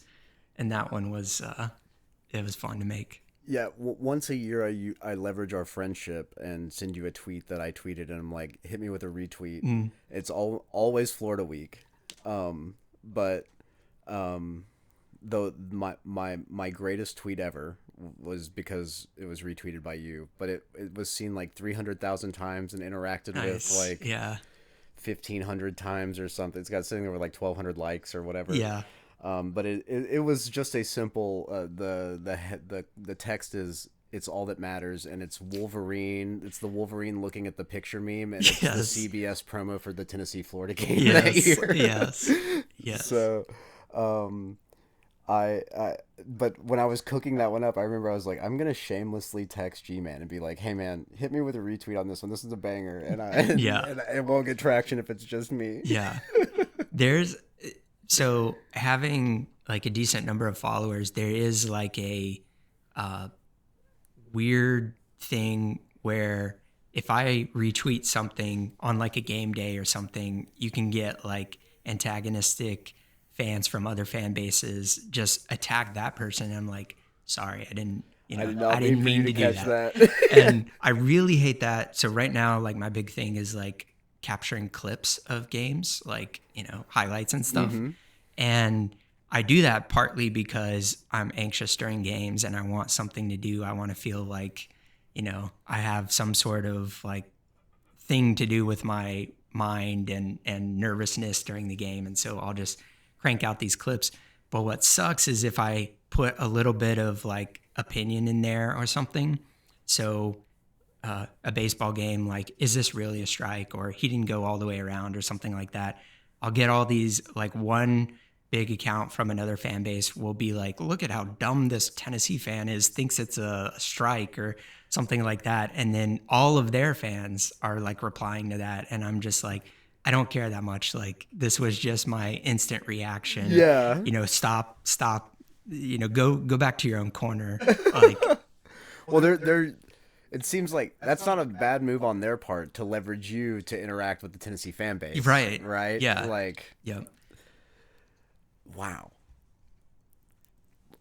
Me and G-Man, we were talking before we went live, started recording, and I was like, yeah, we'll probably talk for about an hour or so. We're rolling into we're about to hit 2 hours. But nice. I got plenty of time. Good. I'm so glad. Yeah. And a phone can't die to break this into a two-parter either. Nice. So the next section I have influence, style, and philosophy.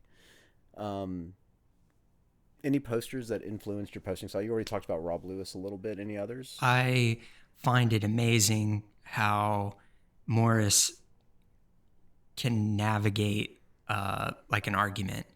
And I've even told him this. It's like, how are you able to be like so bulletproof? He is a viscous liquid. I don't think he realizes how much of a talent he's probably like, yeah, I'm okay with it. It's amazing how he can just like navigate an argument or conversation and just always seem to end up like the one who looks like they won. Whether or not he did, usually he does, but he's really good at that. Per Bar Knoxville, he has bested Morris thousands of times. He's keeping tally, I'm sure, on some sort of headboard or something. I'm excited to see how that grocery bed ends up. Yeah. Who just a handful, quick couple of first names that come to mind that are your favorite posters. Favorite posters, Teneke. I love the content that he's bringing to the board. I mentioned Morris, obviously you. I think you are like the amount of content that you drum up on the board. I already said how much I like content on the board. But I do think like I love your thoughtful approaches when you're posting about anything, politics, sports. I think there's a lot of nuance there. Well, I appreciate it. CV4, he's so tremendously talented, and I've obviously and what? Gay. Okay, yeah, I didn't know that. Yeah. No, he's we didn't. If I knew that, we could have done something in Chicago. Yeah. No, CV4, tremendous talent, and just so insightful to things that I really love talking about, wrestling and then production, editing. I think he's got like so much experience there. Let's see, who else? I think all of my liberal buddies on the board, anybody who can help defend us against the horde of MAGA, I tip my cap to them. Trent, obviously, we've mentioned him. Then I think you have a lot of like posters, like the board would feel less if they weren't there. Like, Nuts, PVT, even even Josh Fall to an extent. I think like everybody kind of plays their part in this kind of Volnugs experiment or experience. Who do you consider your greatest internet rivals? Okay. So obviously Hawk is a big internet rival. Um, I was thinking about this the other day. This might come off bad, but we talked about the transgender issue. How funny is it? Like he's clearly like mentally ill, but we've created a safe space for him to just go ahead and spurge on the board and be able to do that.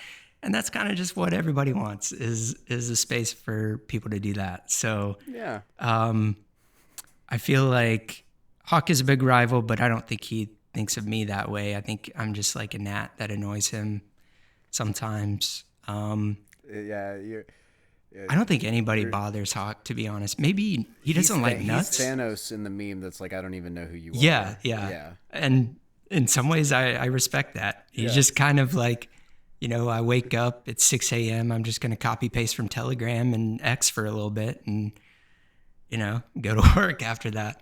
But I think Bark is a big one recently. Bark is kind of just, I love psychoanalyzing him. Who isn't, but who was, is Snot. And I like pointing that out because there were a moment where Snot and I were very adversarial, like very insulting to each other. And I think there was a few posts where I was just like, hey, like, why do we do this? Like, you seem like you're normal in some posts and like, I don't have that much of a beef against you. And ever since then, I feel like he's been pretty cool. So I feel like that. Oh goodness, my watch is listening again. I think I keep hitting it, but anyways, he seems pretty chill, and I feel like he's chilled out on the board, and so I feel like maybe other people have the potential to do that. Mm-hmm. What makes a good post? A good post is obviously engagement. I think it has to have some sort of drama or humor where, like, to a level that is something we haven't seen after 15 years. I think there is like a good post now can be a rehash of an old The greatest hits. a greatest hits, but a good post now is something where you're playing to your strengths and you're doing it in a way that you haven't done before, and it's kind of like, oh, this is why people love you as a good poster. Yeah, and it's not going to be if you're hoping to get an LOL out of calling Vols deep bald, you better do it in a really fucking creative way. Right. Yes. Right? Which makes me think of like a person who stays ahead, like uses the self-deprecation to always be ahead is Josh Fall. Josh Fall hits himself harder than anybody else hits him. Yeah. And it's awesome to watch Josh Fall make fun of himself for how much he loves burritos. Mm-hmm. What makes a good poster? Poster, I think Trent might have said a similar answer, but the ability to make fun of yourself is at the core of a good poster. And it's very obvious when someone can't do that.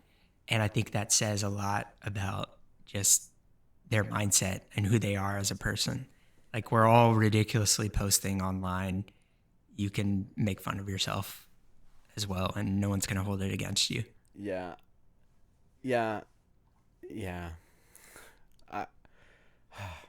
I wanted to anecdote, but I won't. Just especially because of the way that I compose this next part. It's time for the lightning round, where I'm just going to name 10 posters. Okay. And just fire off kind of your stream of consciousness about them until it ends. Okay. I'm going to start with someone who gets really upset if something isn't about them at all. User Nation. Yeah.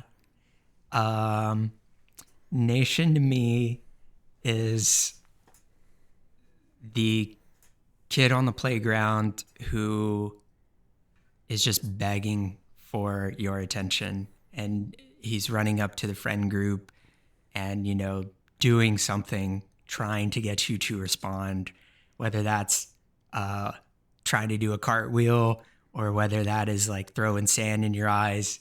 If you just acknowledge him, you've made his day. Vols deep. Balls deep. I like Balls deep. I feel like he kind of has a little bit of that, knowing who he is, knowing what his character is, even though like the meme is like he never acknowledges a pwn. I feel like he kind of like plays into that. I feel like he's a good character. Brad. Brad, I go back and forth on Brad. Um, I think he's obviously got a different sense of humor than what I usually look for as something, in terms of like, I don't like the type of humor where it attacks somebody. I try not to do that, but I understand there are a lot of people who like, just not bullying, but if you were in a frat and you're talking, shit on somebody like that, that's part of the humor that they like. And maybe that's like a military thing as well. I don't respond well to that humor. But I understand like that's his type of humor. I think he is, I really hope like whatever he's going through in his real life, he's able to beat that. And I totally understand like there's a lot of like challenges just medically that he's going through. And I really hope he can beat that. And I think it's very clear, and I hope he realizes this, like just based on what he shared on the board, he is a good father, and he should continue to keep fighting for that, because like just based on what he shared, and I have to assume he's telling the truth, his kid is better and will have a better life because he was the one who was raising them. Yeah, I agree, and it's a good time for like just if you haven't today or lately, send some thoughts and prayers Brad's way. Mm-hmm. Yep. Yeah, if you're listening, just because, uh, yeah, we all the talking about the ecosystem and the caring of each other. We what the fuck would we do without our most voluminous poster? Yeah. Like, Yep. user CV4. I've already said a lot about CV4, but it was really cool to connect with him when I started getting back into wrestling. That was kind of like a thing I liked growing up, obviously, NWO. And then kind of fell in the early 2000s, fell out of any sort of wrestling, and almost looked at it as like, I looked down on it. Like, how could you guys really follow wrestling? Like, don't you know it's ridiculous, it's fake, whatever. But I came back around to it with an organization called AEW when they started back up, and really felt like I connected with like their wrestling, and that's faded a bit. I don't really follow it anymore. Kind of went back to WWE. That's faded a little bit, but we really connected at the start of that AEW, when it was ramping up, and there was a lot of excitement there, and like CM Punk was coming in there, and it made me feel something that I was like missing as a kid, like nostalgic, and being able to bounce ideas like, oh, wouldn't it be awesome if so and so did this week? And he's like, yeah, that would be cool. It made me like feel, like I said, something I had lost as a kid, but also just come to appreciate wrestling as an art form. It is the highest example of stage combat. Yes. Done live. Mm-hmm. It is when people I just don't abide people on shitting on stuff. When people more of my own personal anecdote, but like I was talking earlier about being a musician and people being like, oh, sports, and being in theater and people being like, oh, sports. Yeah. And I very famously, one of my films, they changed the week that the weekend that the film festival was, so we had to shoot during the week end of the Florida game Yeah. at Neyland, and I don't miss a Florida game. Mm-hmm. So I scheduled scenes to be shot and sent my assistant director. I was in Neyland Stadium, and my girlfriend wasn't at the time was an actor in that film, and when I got home, she was like the cast and crew were kind of offended that you were at a football Right. game. Right. But it's so like dealing with that, but people, and I'm sure if you're listening to it, you've probably heard somebody do the lame like sports ball Yes, thing, I hate right? that. I explained to a friend the other day. He was like, "Have fun at your sports ball." I was going to a Tennessee baseball game or something. That Or a triggers me basketball so game. much. Yeah, he was like, "Have fun at your sports ball event," and I was like, "Hey, man, you're like a really tolerant and cool person, and you like really care about people, and I just want to like let you know." That would be the same thing as like when you're going to Magic, me being like, have fun with your gay little wizard game, Yeah, have fun or with your like, yeah. or just think about patronizing somebody's hobby, Right. like right to their face. You are absolutely right. And he was like, "Oh, damn, I have never thought about it like that." He was like, "I'm kind of like that." I was like, "Just so you know, I'm the only person that ever cares about you enough to tell you this, but every sports fan you ever have said that to has Yes. turned around and rolled their eyeballs out of their fucking skull at Yeah. you." Yeah. Yeah. And they don't think it's not clever, it's not funny, it's not the first time anybody's heard it. Yeah. Just like don't do it. Yeah. And he was like, "Damn, you're right." It is, and wrestling, I think, has also made me appreciate other people's interests more because I know what wrestling is. You're not going to reveal anything to me about how like this is, this particular thing appears lame or some like I get it. I get it. We all saw Miss the Cell. We all saw that. Yeah, we all like- saw like this crazy character come out, but it's made me just think of things like if you have a hobby that you're interested in and it's not hurting anybody, I am glad that you found that hobby. We're all just living and trying to figure out how to get from one point to the next. And if you have a hobby that helps you get there easier and ignites some sort of emotion in you where you can feel better about yourself or the day or life, I love people finding that. And I cannot resonate with rock climbing at all. But if rock climbing is what you need to be able to like find, enjoyment, I love that you found that. And that goes with any hobby. I think like it's too many times people are like critical of like what other people do. And it's like, apathy became vogue for a while. And I hope that we're starting to get past it.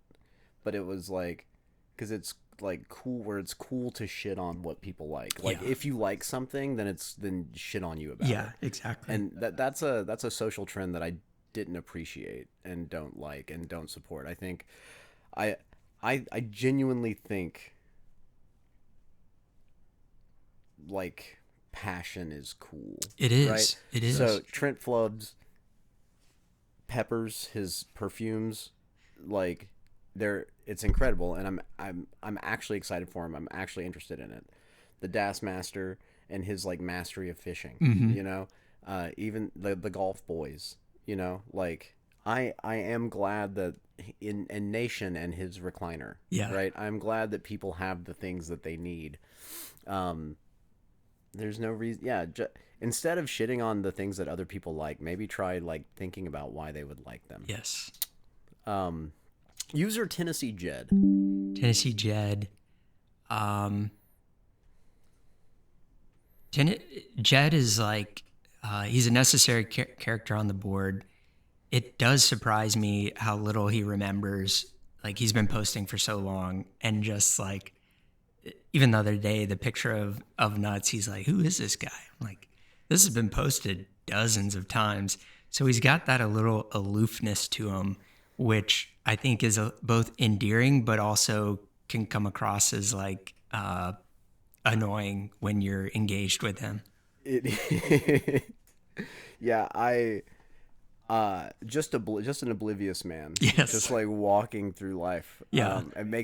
I truly wonder how he doesn't like fall in manholes and stuff, but I love him. To his credit, he is another person who gets shit on a lot on the board and does not get triggered by it. And I mean, people say really vicious and Yes. nasty Yeah. things to Jed, and like his ability to just like, haha, Yeah. like through it is super admirable. Yes. I agree with you there. Yep.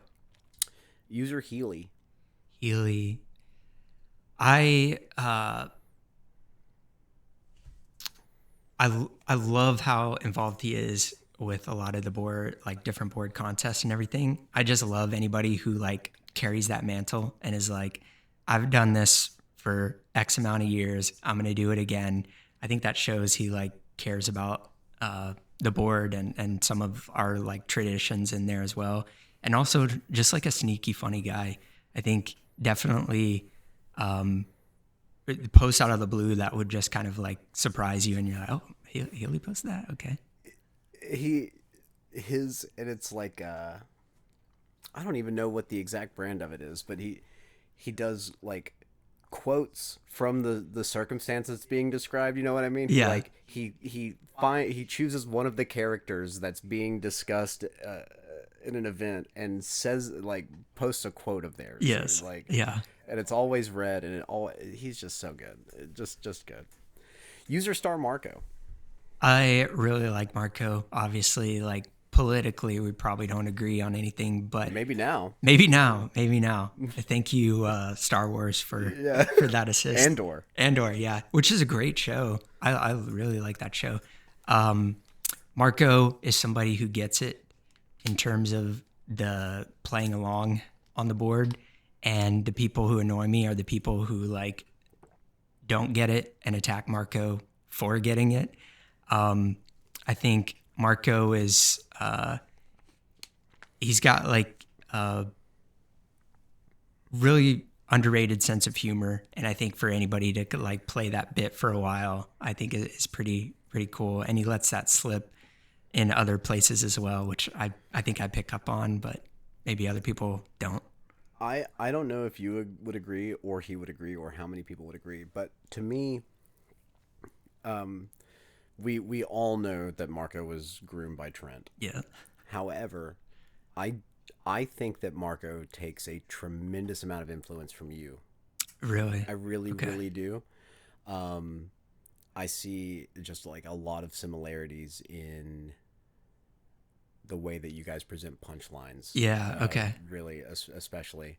So he's like the yin to my yang, or whatever that is. Yeah, Marco, and again, he's again in the yin and yang kind of way. He is more of a volume, whereas we've talked about you're more of like a home run threat, right? So, yeah, maybe the world will disagree, but I think it's pretty clear that you're one of Marco's like big inspirations. Okay. Good. Josh Fall. I like Josh. I liked him more. I like him less recently. I'll say that. I like Josh when he was a little bit more like, he's always been really,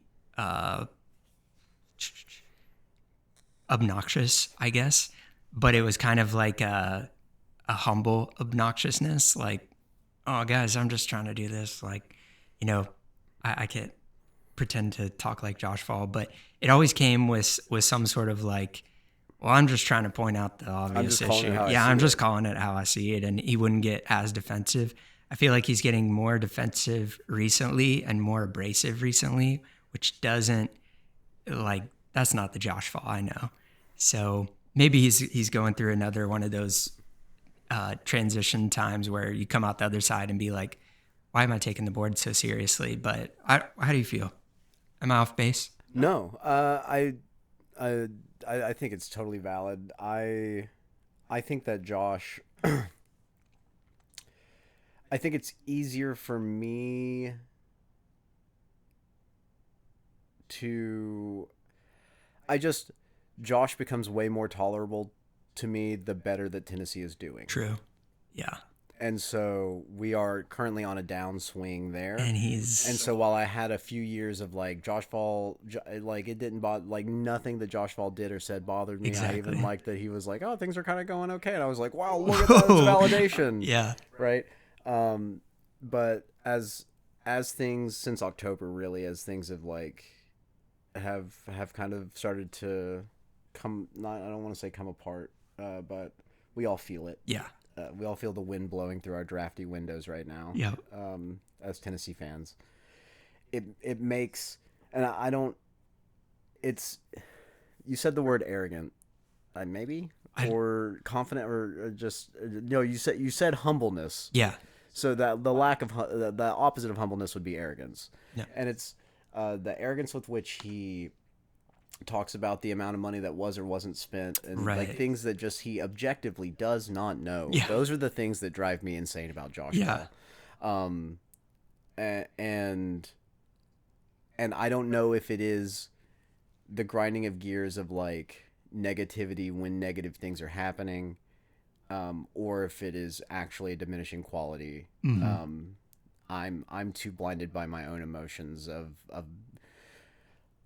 you received the text from me earlier this week that I literally stopped working. I put my computer to sleep and put my head in my hands wondering how Southern schools can compete with the Big Ten. Right. Yeah. In any sport earlier this week, because I was like, oh no. And it's like, if you engage with that, you're just going to hate yourself at the very end. Like there's no win. Yeah. I mean, I could spend days and weeks and months convincing them that dinosaurs did not exist, like humans did not ride dinosaurs. I'm never going to. So why would I even like start that? No, yeah, it would be like someone giving you the task to tear down the Great Wall of China by hand, by yourself, and you're like, why would I? That's a futile effort. I'll die before. And what do I get at the end of it? Nothing. No. But on that Josh Ball point, imagine how he must feel. Almost like being vindicated after all these years of like, even when we're doing good, he's like pointing out the weaknesses and all this and all that. And now you look and we might be struggling. And if you're Josh Ball, you're like, I was telling you guys this, like, how could you not see it? Even though he's always that way, it's kind of like, well, I would look at it from like the way that I see Trump and like a lot of his support fading away. And I'm like, I told you guys, like, why didn't you see this so long ago? And they're probably like, yeah, we did. We just didn't care. Like, it's probably the same thing. So, yeah. Here's an interesting one. User Burley Bra. Oh, okay. He's had some interesting, like, I don't know. He never struck me as a super red on the board. I could be wrong about that. Or maybe I just didn't see a lot of his posts, but his shift politically, I've definitely just taken note of. And it feels like, I think like, I'm kind of curious, like what he was before, like I started really seeing a lot of. Before you hit the radar? But yeah. To me, I put him on this list because he's different than other people who post politically. Mm-hmm. I don't think that he's hard line, straight line anywhere. I think that he is a man that has come to his own conclusions. Yes. And I also think that he's a man that approaches conversations trying to see the middle ground the same way that you and I had expressed earlier in the interview. I sense that from him, that I think that he comes to discussions in good faith. Yep.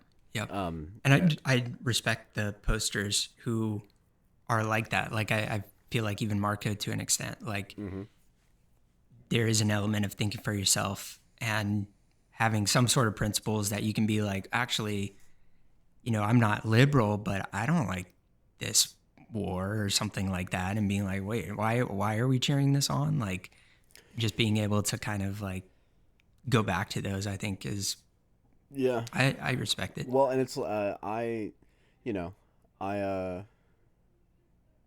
reached out to Marco probably like 3 or 4 years ago. When Marco was in the like depths of his obsession with transgender people. Yeah. And I messaged him off the platform and said, hey, I just want to let you know that I'm glad you've been posting the stuff that you've been posting. you've made me read some stuff that has forced me to navigate my opinions differently. Mhm. You've posted some stuff that I think is like actually not just propaganda, but like actual issue stuff. Yeah. And like I like thanks. I'm gonna continue on the board to talk about how dumb it is for you to post this and make fun of it. But like, thank you for actually like you you doing this actually made an impact on me. You didn't turn me into an anti-trans conservative. Yeah. Although I've already been accused of being a turf because Yeah. I'm pro women's sports Yes. and yeah, I just try to not breach the subject with my trans friends. Yeah. No, I'm the same way. I think like us coming from a sports background, you recognize like the need for those spaces. And I think a lot of people, they will post like, oh, well, why isn't this WNBA player like, or no, it was why isn't this women's soccer paid the same as this? And it's kind of, well, there's a larger audience and this and that, but if you say that, you get labeled a certain way. And similar for protecting like certain, you know, women's sports competition, colleges, all that sort of stuff, which we don't need to get into. But I feel, yeah. And it's just I appreciate I appreciate Marco.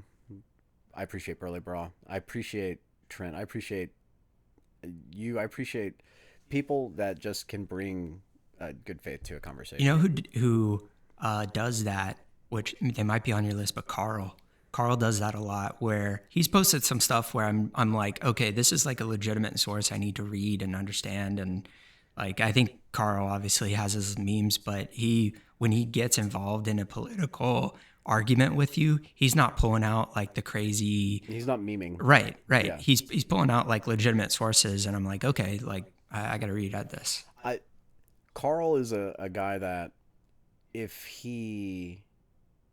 I think that he could have more of an impact on posters like you and me by engaging in conversations a little less memely. Yeah. From time to time. I do get annoyed. He's someone I clock is really smart. So when he does the drive-by like dismissive post of the Shaq gif or something like that, I'm like, oh come on, dude, like it's funny in certain places, but also if there's like a legitimate rebuttal and you just try and dismiss it with a gif, like you're smarter than that. Yeah. Last one on the list, Bar Knoxville.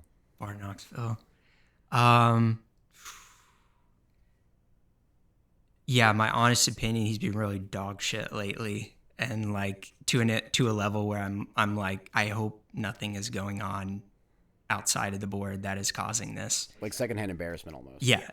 Like I think we've talked about he's like probably one of the dumbest posters, but he will never realize that. So even like listening to these words, it's not going to register for him. But I'll give you an example.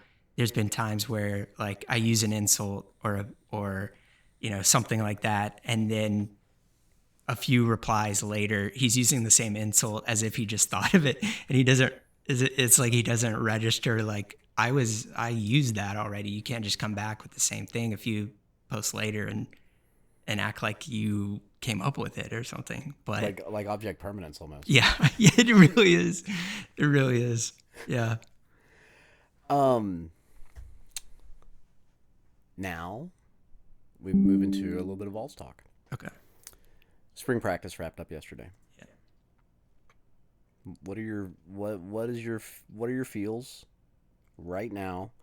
If I put your feet to the coals and made you make a season prediction, I'm curious what that would be right now, but just the general temperature as well. It's not good. I think a lot of it is I lost a lot of faith in the offensive system over the past few years. I think everybody has. Sans goalish? Yes. Yeah. And it just seems like there hasn't been any creativity for the offense. There hasn't been any like enjoyment watching our team struggle offensively and rely on defense. I think it's great that the defense has been so good. And I think I'm really excited that we have like what seems like it's going to be a pretty stout defense again. But then you go back and look like, what does it matter if our offense goes 3 and out in 40 seconds or something? Or even, they don't rush, but they still go 3 and out. I think that's my biggest concern is you have to have both of those to succeed. And it just feels like it's very obvious over the past few years we've lost the offensive side of that, and there hasn't really been anything coming in. We have young wide receiver talent, but like, who's going to throw to them? How good are they? My counterpoint would be Deshaun Bishop. Fair. I did see the picture the other day where he looks absolutely jacked. Just stacked. I think Trent was asking that. He was like, what is making you optimistic about the football season next year? And he like posed that to the board. And I had to think about that, but I had a legitimate response of like, I really think the strength and conditioning coach like might just be able to get them to a different level and like that we haven't had before, and keeping players healthy as well. It's so weird because I think about how at the end of the Butch era and the entirety of the Jeremy Pruitt era, we did not look like an SEC football team. Right. Like when you just like looked at, like, you would go to the game and you would look at our sideline and our players, and then you would look at Georgia or Alabama or whoever the fuck it was. Yeah. And you would go, well, we lose. Yeah. Because like you can just see the athleticism difference. Yeah. Then I remember around 2022, it was like because Josh got here, and I remember there being a noticeable difference first early, and then like by 2022 being like, wow, we look like an SEC football team. Yes. Like we look like an SEC football team. But there is still that thing where while we do look like big boy football players, when you put us next to an Ohio State or a Georgia, there's still a noticeable difference. Yes. And it's like that last, the difference between good and great is like, are the incremental things, right? And we popped up in 2022. We almost went through the good to the great. Mm-hmm. And then since then we've been stuck in that second tier of I would put us in a bowl with teams like Penn State and maybe like Notre Dame. Yeah. And like the teams that have solid pedigree that just don't, Oregons that don't win. Yeah. Right. That haven't done it in a long time or don't. And hopefully strength and conditioning can get us there. It's to me, it's that like 5% more of like the actual blue chip talent, the Jeremiah Smiths, that kind of, but at the same time, we had James Pierce Jr.'s, we've had dudes, Jalen Hyatt's, and on both sides of the ball. So record prediction. Can we do game by game? Yeah. I kind of want to because I feel like just spouting off a record is not going to be. Let's see. I have my phone here. Yeah, you got it. We'll edit this out. I'll just put Benny Hill music in. Okay. We start with Furman, right? Mm-hmm. That's an obvious win. Georgia Tech. I think that's a win. But their coach is so good. It's just hard to. It won't be a freebie. Yeah, but I think we win that. Kennesaw State win. Texas, I think, is just going to be good. That's a loss. Auburn. I feel like Golish is just going to not have everything together at that time. So I'd say a win there. So that is, what is that? Is that 4-1? 4-1. At Arkansas, we just suck on the road. I think Arkansas is in our head. I'll say lost there. That's 4-2. Alabama, somehow DeBoer is going to survive. I thought he would be shit the bed, but he's got them. So that's a loss. It's 4-3. 4-3. Columbia, South Carolina has to be like one of the worst places to play. But I think between that and Arkansas, we're going to win one. So I'll say we'll win the South Carolina game. So that's 5-3. Mm-hmm. Kentucky, we just always beat Kentucky. Bowl eligibility. Yeah. Texas A&M, that's loss. So that is 6-4. 6-4. LSU, I think Lane is going to come in and punk us like he always does. 6-5. And then Vanderbilt, I'd say they're going to take a big step back, and they'll be kind of, everybody will realize that by the end of the season. Maybe at the beginning people are worried, but at the end, so I'd say like 7. Yeah. 7-5. And you think the swing games are like South Carolina, Missouri? Are you willing to put like Texas or LSU in those? So swing games, not Texas, LSU. I think those are given. I think it all comes down to like at Arkansas, out South Carolina. I think I said Missouri. I'm in Arkansas. Yeah. At Georgia Tech. Those I see as the swing games. And you picked us to go 2-1 in them. Yeah. So you're really thinking somewhere between 5 and 8 wins. Is that fair? I'd say I would be shocked if we win less than 6, just because I feel like Heupel does have a floor. Yeah. And he's not like overhauling too much. Mm-hmm. But I think there's a ceiling when you have like a new quarterback that is just, there's so much unknown there, but you kind of know just based on how he was with experienced quarterbacks, how he's going to be with an inexperienced quarterback, if that makes sense. I think that we go 1-1 against LSU and Texas. Really? I just can't see us dropping all 3 massive games at home in a single season. I could see us going undefeated at Neyland because I sit in there. Yeah. and will us to victory. When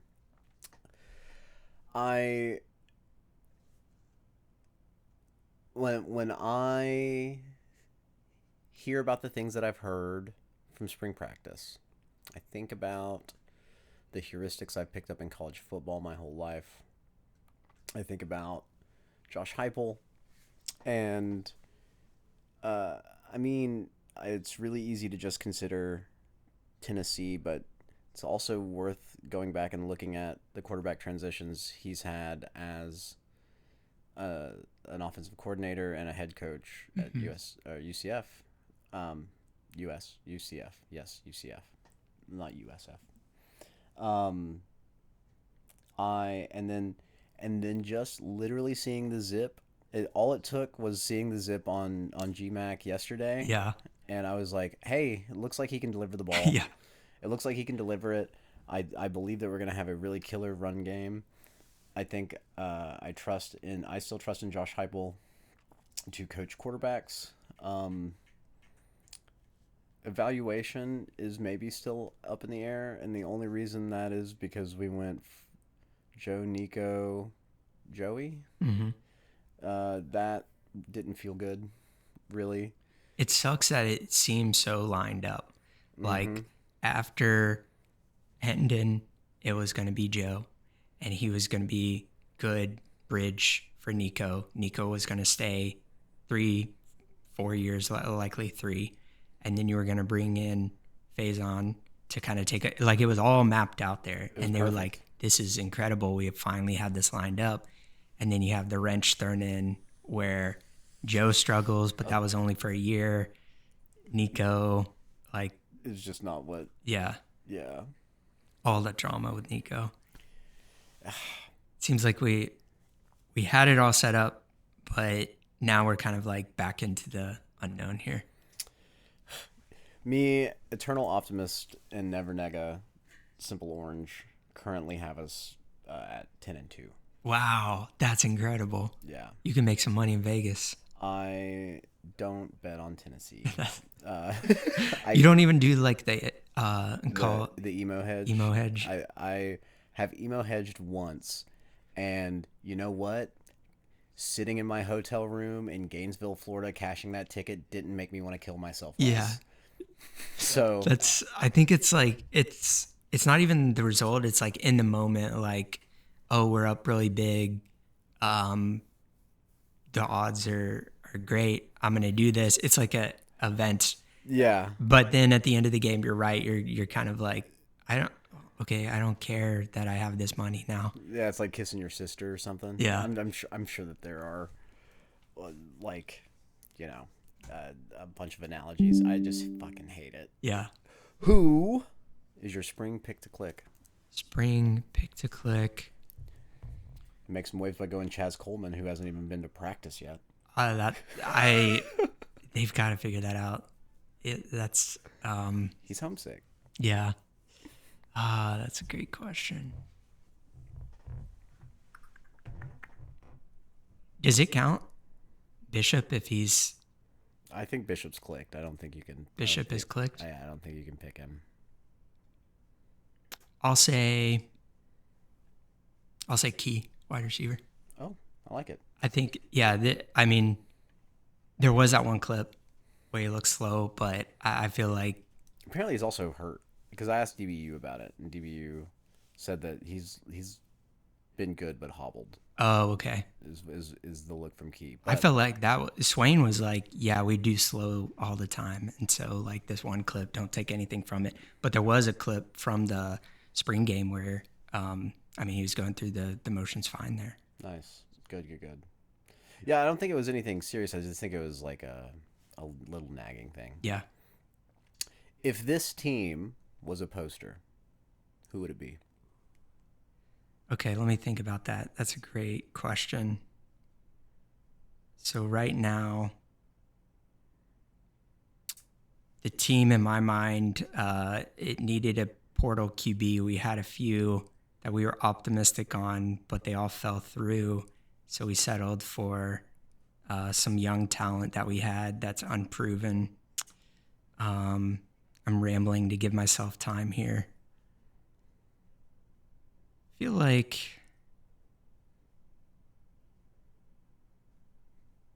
I don't know why Nation was the first person I thought. Big Nash? Yeah. This team is like Big Nash. I feel like they kind of just want they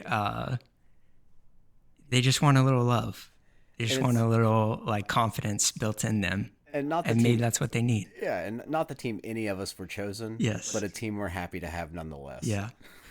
I like it. What do you think the future of our slice of internet looks like in 5 or 10 years? Yeah. I think we will be just posting, but with less people.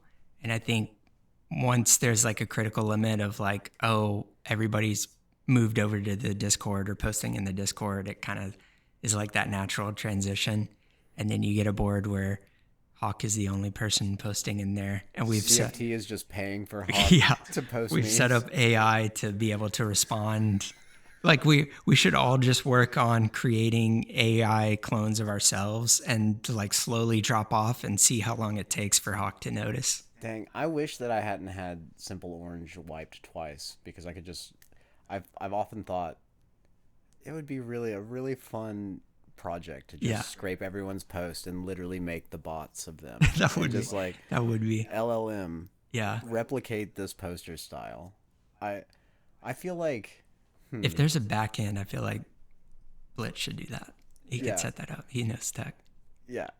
Blitz, if you listen, give me access to all the posts and I'll try to do something with an LLM. I have a better answer than Nation. I'm dismissing my Nation answer. Okay. It's Axe. Axe? The team could be great when fit. I think that's tremendous. I think that's really good. And the Axeman, the Axeman wasn't brought up today. Yeah, we should talk about Axe. Yeah. Because he's such an imposing force on the board. Well, let's pretend like we're back in the lightning round and I add Axeman. Okay. Well, just fire off. You know, I did that Chat GPT thing where I just rambled in it because I didn't have a keyboard and posted it. But that's pretty accurate. I feel like Axe needs to realize and I hope he does, how many people were friendly to him on the board and were friends on the board. And turning around and attacking those people is not the way to kind of navigate some of these confrontations. And obviously, like you and Trent are examples of that. But I think Axe is somebody who has moments where he does have that sort of self-deprecating humor quite a bit, actually. And there is a role that he plays into that. But you never want to have the antagonism where you turn away people who were your friends or who were very cordial to you. And I think he'll realize that. I don't know if it's too far gone for some people. Maybe you can answer that. I know for Trent, it might be too far gone, but I think I wish that everybody was friendly there. Yeah, I just don't think it's in my nature to hold an eternal grudge. Mm-hmm.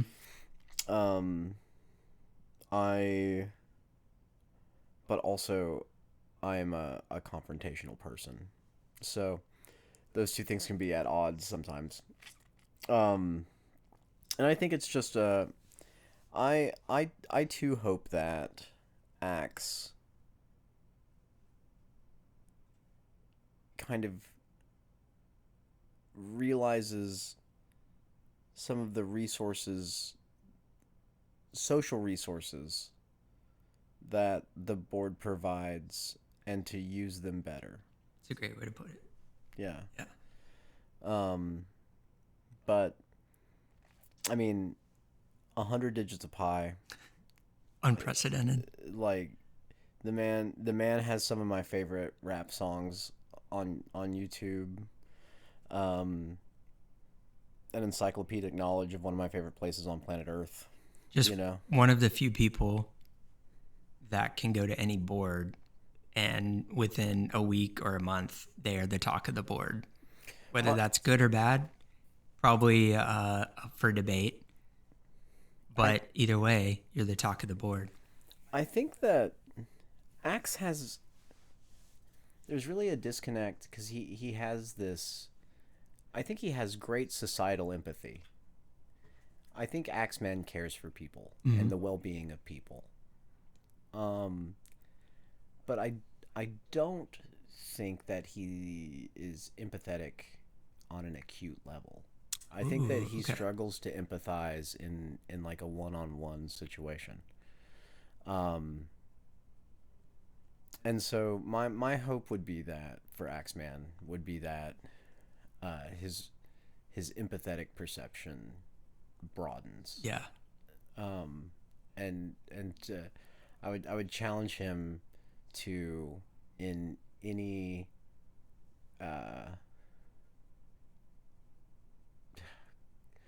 conflict or not in any kind of social engagement to step in with an empathetic foot first. Yeah.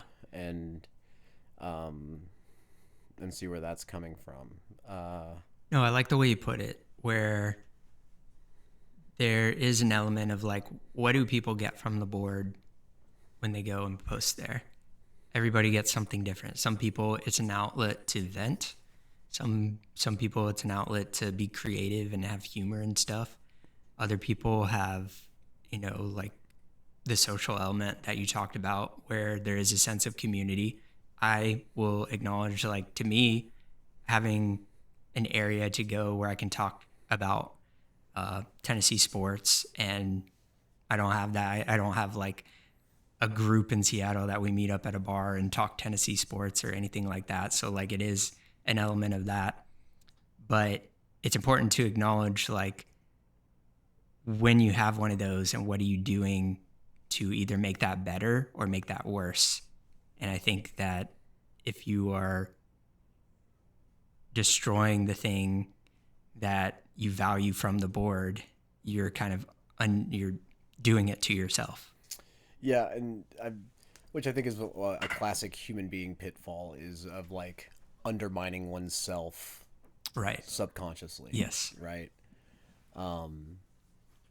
Gosh, but God bless Axeman and God bless America. Just an elite poster. and they're racing in Bristol right now. They're Nice. turning laps over at the Motor Speedway. I hope that he's got a Coca-Cola, Yeah. and I hope that William Byron is leading for him.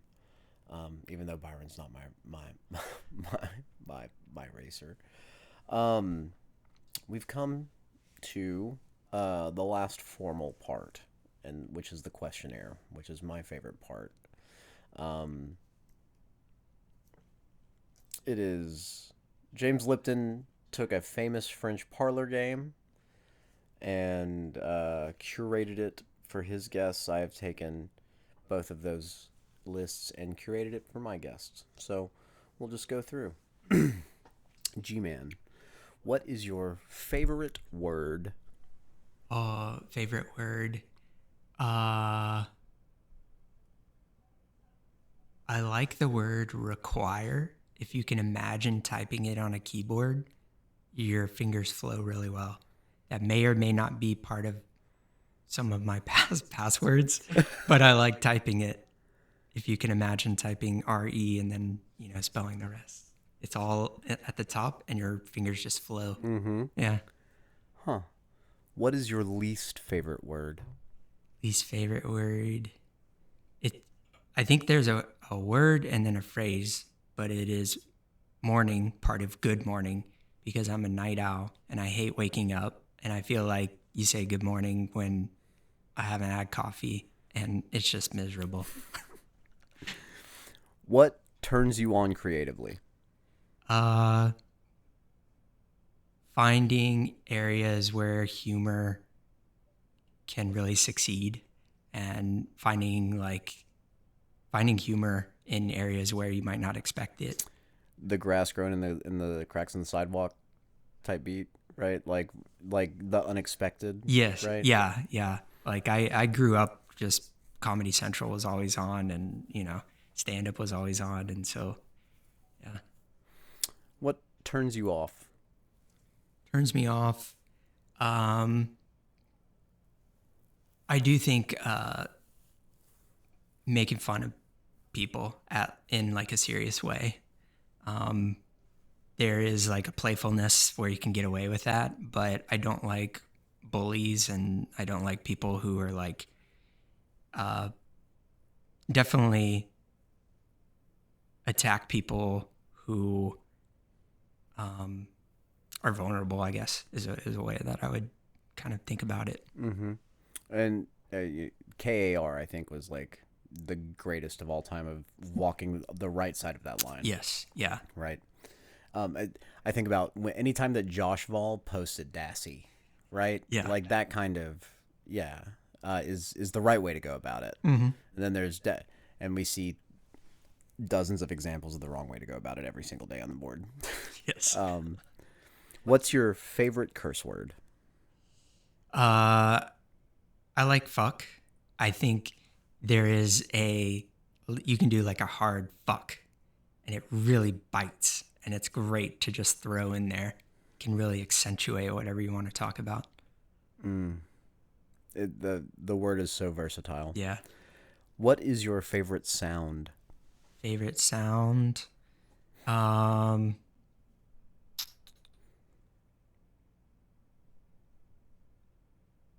Feel like the band playing in Neyland right before they open the tee. It's just beautiful to just sit back and listen to that. What's a sound you hate?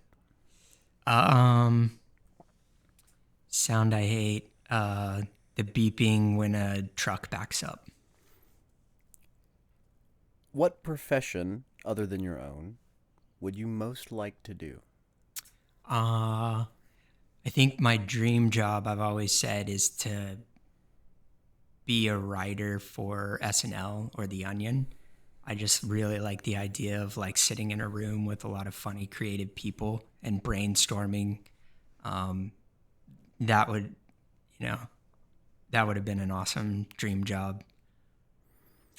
What profession, other than your own, would you least like to have? Anything where I'm standing on my feet all day. I feel like that would annoy me quite a bit. I did have a summer job like that, but What is your favorite Vol memory? Favorite fall memory. Um, Most recently, I think, 2016 Florida was really special when we finally beat them. I had great seats that I was able to get and sit with my best friend. And I think that that was like just the elation of the crowd and the relief that just wafted over everybody at the same time. Um, it still gives me chills just thinking about that. And Butch Jones can never take that away. Derek Barnett in the second half of that game was unlike anything I've ever Yes. seen.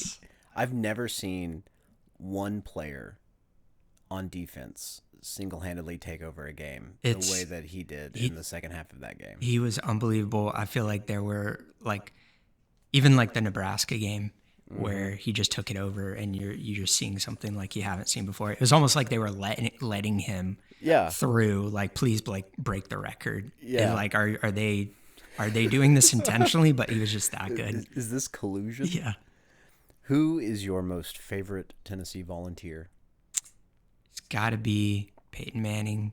I had so many posters on the wall, so many trading cards growing up, and still just I love the way that he just puts on for the T, even like decades after he played there. I don't think there's hardly enough Tennessee Vols that do that, and like it just so happens our best ever is doing that, which is really cool. He loves us so he loves being a Tennessee Volunteer like as much as we all love being Tennessee Volunteers. Yes. It's awesome. What is the best route to Destin? Best route? You know, I've only been to Destin, and that was when I went on a family trip and my dad drove us. So the best route is sitting in the back of the car watching, we had like a VHS and Jurassic Park was playing because that was my favorite VHS. So the best route is just chilling in the back of the car and letting your dad do all the driving. While you watch Jurassic Park back to back 3 times? Yes. What is the best way to cook a steak? I'm terrible steak eater, I admit.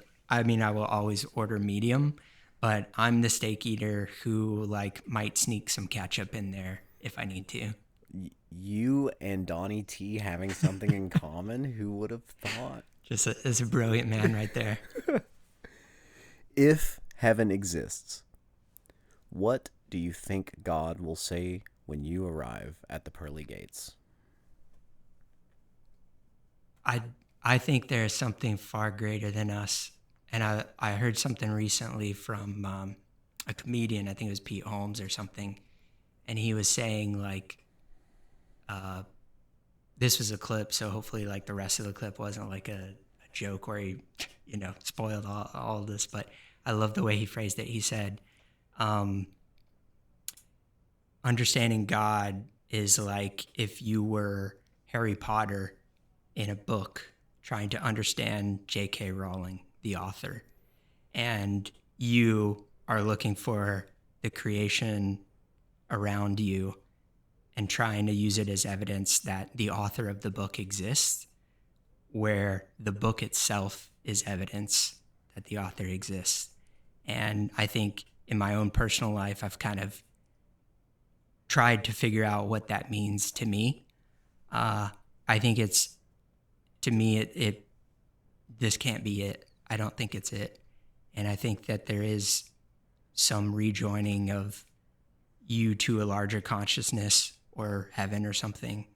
But I hope when that happens, whoever is there to greet me says, everybody you've ever loved is here and they've been waiting for you. And that's what I hope. Gmann, thank you so much. Thank you. Just a tremendously gracious with your time and awesome talking to you. Yeah. It was great. Now we got a couple of audience questions. Okay. Not too many, because I just posted it last night, I guess, was the issue. Nation asks, do you have nuts?